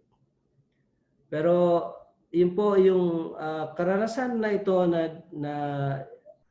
at pagninilay na nakalap ko mula dito sa Laudato Si ay angkop na angkop sa ating karanasan bilang JVP.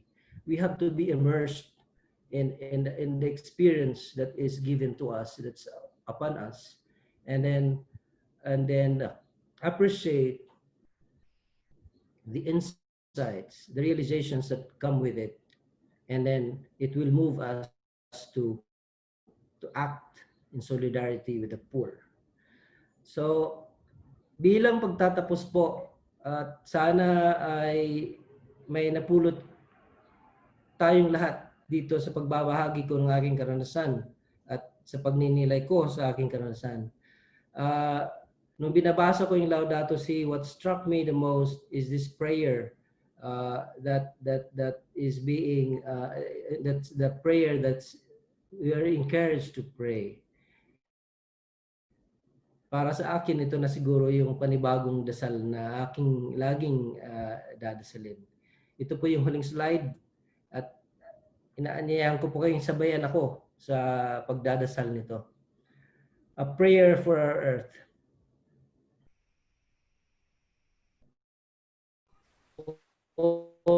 In the whole universe and in the smallest of your creation, with your tenderness, all that exists. Pour out upon us the power of your love, that we may protect life and beauty. Fill us with peace, that we may live as brothers and sisters, harming no one. O God of the poor, help us to receive the rescue.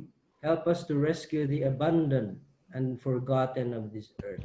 So precious in your eyes. Bring healing to our lives, that we may protect the world. That we may sow beauty and destruction.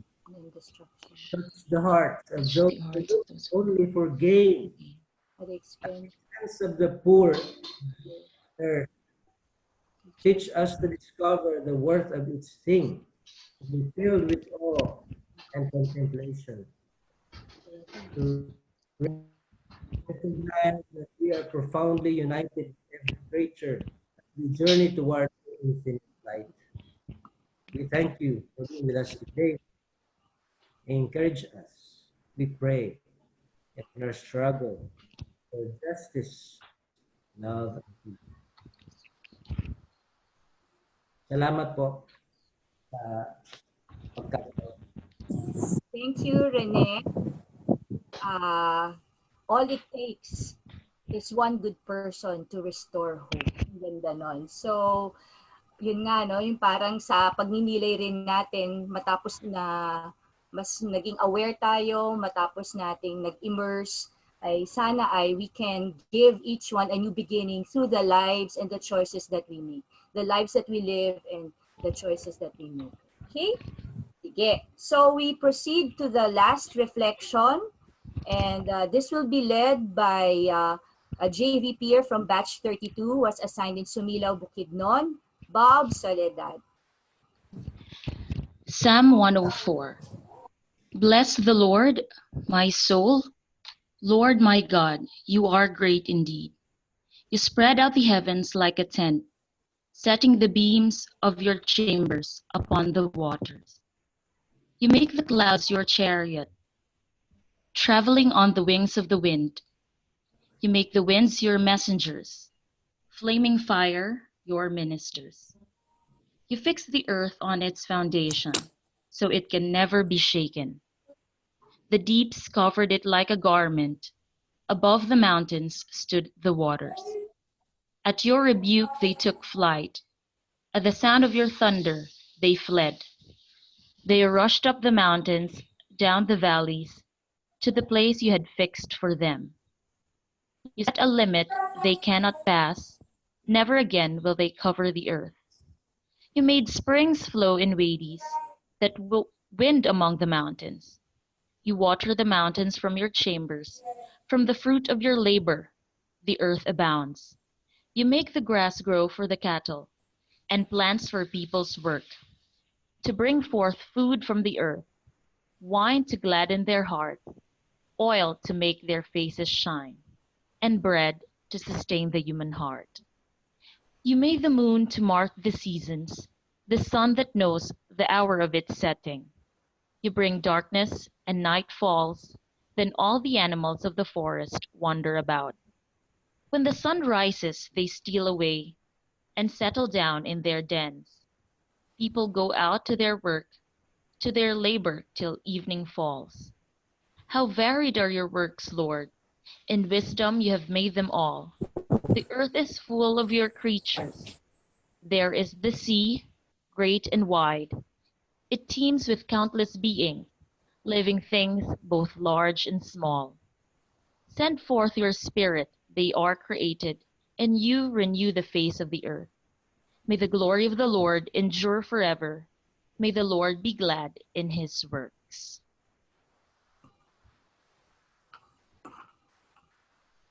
Thank you, Bob. And I know it's already lunchtime, but let us try to close our webinar properly. Before we finally end, maybe we can ask for some, maybe a brief and meaningful closing or parting statement from our resource persons who are still here. Anyone can begin? A short and meaningful parting statement as we close this webinar.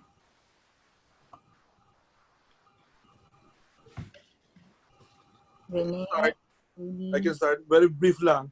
I just want to say na because Bobby Tsuntay asked me a question in the chat about what's our successes. And it's always an uphill climb to protect the planet.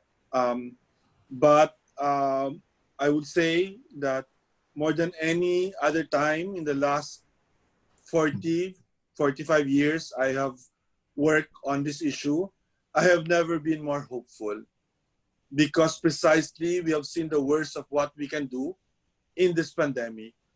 And so we should be motivated. But I have to say that we have to be uncompromising from now on. Always speak truth to power. Use science to understand why, the causes.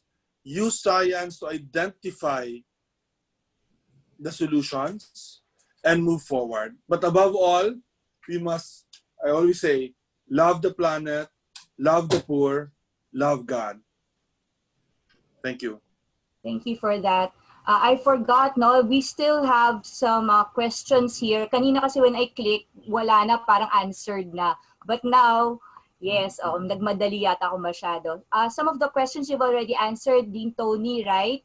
And can you still answer this? Ito, with COVID, is there a significant lowering of warming in the past 3 months? By Ian. But it could also bounce quickly, but it will not go back to the same levels right away. Simple lang, kasi ang laki ng contribution ng transportation, and that's not gonna rebound for a long time, lalo na airplanes and shipping. Very, very big contribution to climate warming. So because of that, kahit nababalik siya ng konti with return of human, with activity, economic activity, it will not go back to where it will be for a while. Kaya feeling ko we gained maybe 2 or 3 years because of the pandemic. But after that, alam mo na, if we go back to the old normal, then we go back also to the old ways, di ba? Yes. That's why napaka-importante ako, I'm taking the opportunity to push hard on radical solutions when we can do it. For example, basic lang, this is the time to reclaim EDSA to be a walking and biking place. Diba? This is really the time, because there's no other time you can do that. Diba? That's why I hope the government really pushes through in doing that. Diba? Because there's really no reason why most people in moving from one place to another can walk or to bike, diba? Rather than bring their cars. Of course, buses should have priority din yung buses, because that's what the poor take to go to their work, diba? Dapat hindi priority yung kotse. So there's still much to do, ano? We cannot relax na parang, at least, diba? Nakabawas-bawas. Pero mahaba pa ito at we don't want to revert back to how we have been living our lives na very wasteful and all. May isa pang question, is the development of civilization, including the increasing of population, contributing to the destruction of the environment, so population and environment? How do we reverse the situation? Siguro, how do we stop the present concept of development in the midst of greediness? Kasi talaga yung paradigm shift, yun yung mahirap baguhin eh. So yun po yung tanong. As I said, it doesn't take rocket science to do that. We actually know what to do. Diba? Sa energy, renewable energy. Sa waste, don't waste, diba? Avoid waste. Ecological waste management ang tawag natin dyan. Sa agriculture, sustainable agriculture. Sa fisheries, sustainable fisheries. Sa species, protected areas. So, hindi yan what we have failed to do is the political part. Diba? Na hindi natin binabago yung ekonomiya natin dahil sa politika, di ba? And that's what we have to change briefly. Not briefly. That's what we have to change greatly. Dapat dun ang focus, di ba? And palagi sinasabi, wag sisihin ang sarili. Wag sabihin na kasalanan natin, di ba? Hindi natin kasalanan ng corporations at ng governments. And that's why yun ang kailangan ng focus ng pagbabago. But we can be part of the solution. No? Yeah, no doubt about that. But if you do not deal with the structures, diba? No matter how good the people are, it will not change. Yes, so we still have to deal with the structures and systems. Okay, sige. Siguro now for Rene naman, your message, final message.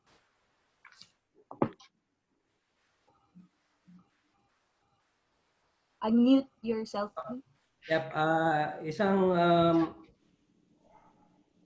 Gusto ko lang balikan yung mga points sa sinabi ni Father Pat at yung paano natin ito isasabuhay.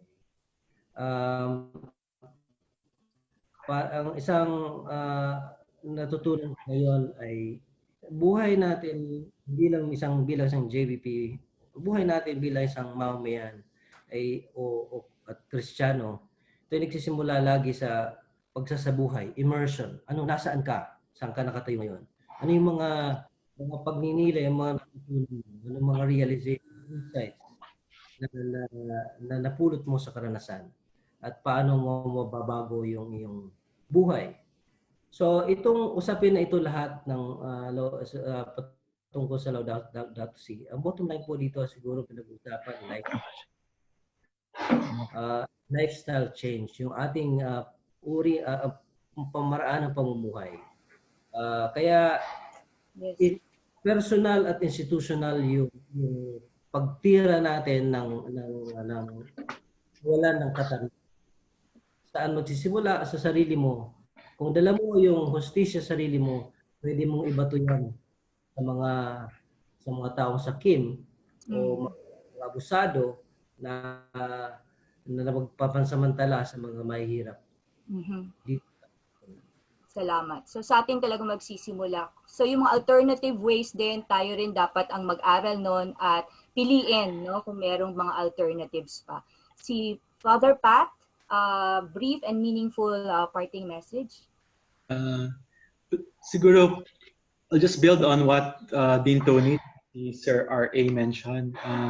And I'd like to end by the lens I proposed, hope and courage. So nabanggit ni Dean Tony yung hope, our Sir R.A. naman stepping out courage. So that I guess being and doing, so being hope and doing courage, especially as we continue on with this pandemic and this fight against climate change. Maraming salamat. Kailangan talaga ng tapang para dito. So I think Father Errol already left. So and if you can, for our resource persons, kung may mga iba pang tanong sa Q&A button, can you just answer them? Because we are about to close our webinar. And gusto lang namin magbigay ng pasasalamat sa mga naging bahagi netong webinar natin, no? Napakarami nila. If we can just flash probably the ito sa PhilAm Foundation, of course, kay Max Ventura at si GJ Malapo, mga JVPers din. Ayan. So ayan po. Hindi ko na po iisa-isahin. Maraming salamat. Ang galing din ni Blas na na-mobilize niya ang lahat, no, para sa isang event gaya nito. So thank you, Blas. Yeah. Yes, Can we take at least ilang minutes lang to answer the question, to address the question? Baka may dalawa pa kasi dito na hindi na sasagot. So, pero hindi ko alam po kanino i-address. So, yun. So gusto natin i-live or sige. Meron yung tanong, how do we as JVP in our institution and programs deal with the structures and systems as a community, bali as an institution, no? Tapos isa, can we take on the Laudato Si and UAP in our JVP local communities? Para siguro ito sa JVP officers, no? If yes, what would that mean or how would it look like? Or pwedeng suggestions, of course, JVPers and mga resource persons natin. So if you can look at the last two questions, anybody can answer it. Paano ba sa JVP? Paano natin magagamit yung magiging JVP na as an institution siguro? Baka mas malakas or mas effective. Kasi nga mga systemic structural changes din palang kailangan, di ba? Anybody can just unmute himself. Yan, Pat, may gusto kang sabihin. Yeah, hi Myla. I've worked with and I've also immersed with Myla in Bandung. Nabanggit ito kanina ni Father Errol in the work and the mission we do in Bandung. I think it starts individually, of course, and maybe as practically as JVPs, we can individually take a stock on what we have been doing in terms of lifestyles. I guess that's very practical. It can be as simple as trying to change the bulb from incandescent to LED, or it could be as profound as zero waste in our community subdivision. So that from individual communities, then perhaps there's already an initial scan being done by JVP. And if JVP does this in our communities, practically there would be a lot of overlapping and a lot of seeing also the gaps, so that in the interventions we can make in terms of living out the Laudato Si as a JVP, then I'm sure all of us we have a very rich network. It could be as PhilAm.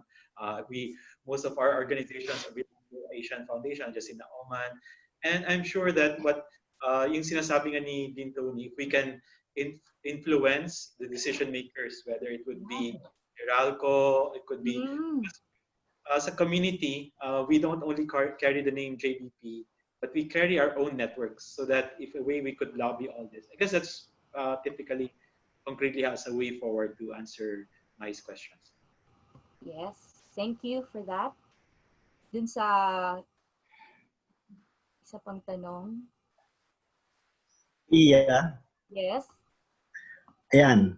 Ang sa JVP naman as a community, parang balak natin na we organize ourselves into sectors, different sectors, and we'll be holding convention.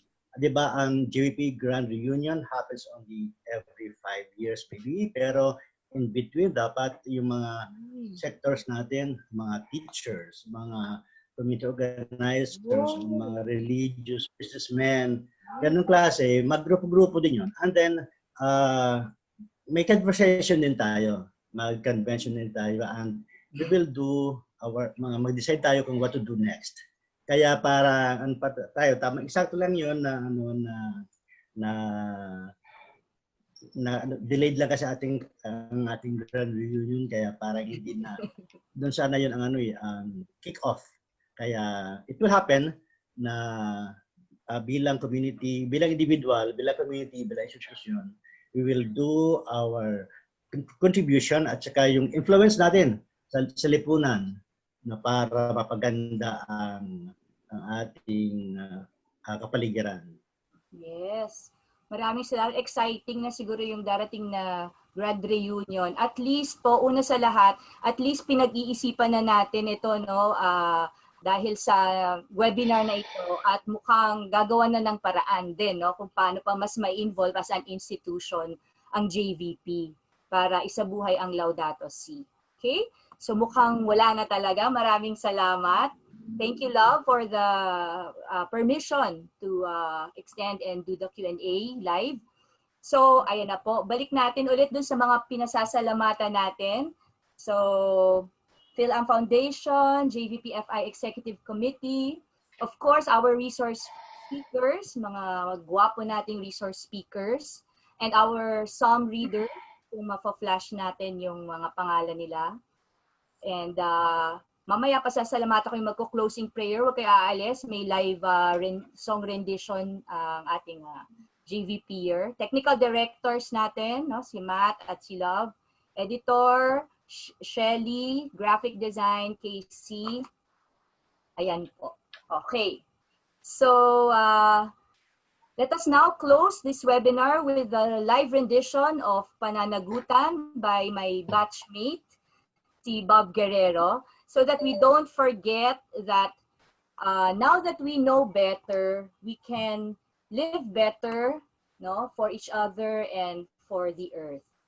So while on mute, we can also sing with Bob our closing prayer, Pananagutan.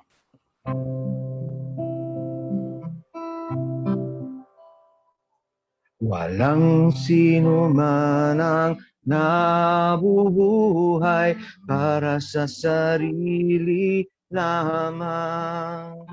Walang sino man ang namamatay para sa sarili lamang.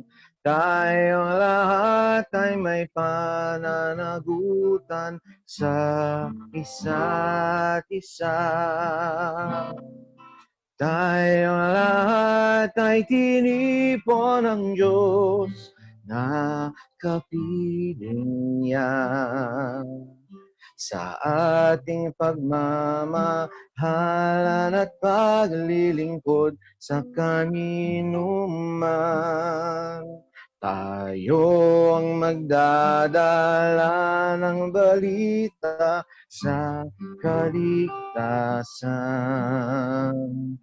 Tayong lahat ay may pananagutan sa isa't isa. Tayong lahat ay tinipon ng Diyos na kapiling niya. Sabay-sabay na mag-awitan ng mga bansa. Tayo'y tinuturing na Panginoong bilang mga anak. Tayong lahat ay may pananagutan sa isa't isa. Tayong lahat ay tinipon ng Diyos na kapiling niya. Maraming salamat. Thank you everyone. Salamat Bob. And dito na tayo nagtatapos, no, sa pag-aaral, pero syempre tuloy pa rin ang ating pagkilos on the individual level and as an institution, and soon as a community, mas madalas na siguro at mas involved na tayo as a JVP community. So thank you very much everyone. Have a good day. May picture taking pa ba? O tapos na ba? Okay. Thank you. Bye, thank you. Blas, salamat Blas. Congrats. Salamat. Thank you everyone. Thank you, Blas. Thank you, thank you. Salamat sa lahat. Late lunch na. Thank you, Bob. Bye, GJ.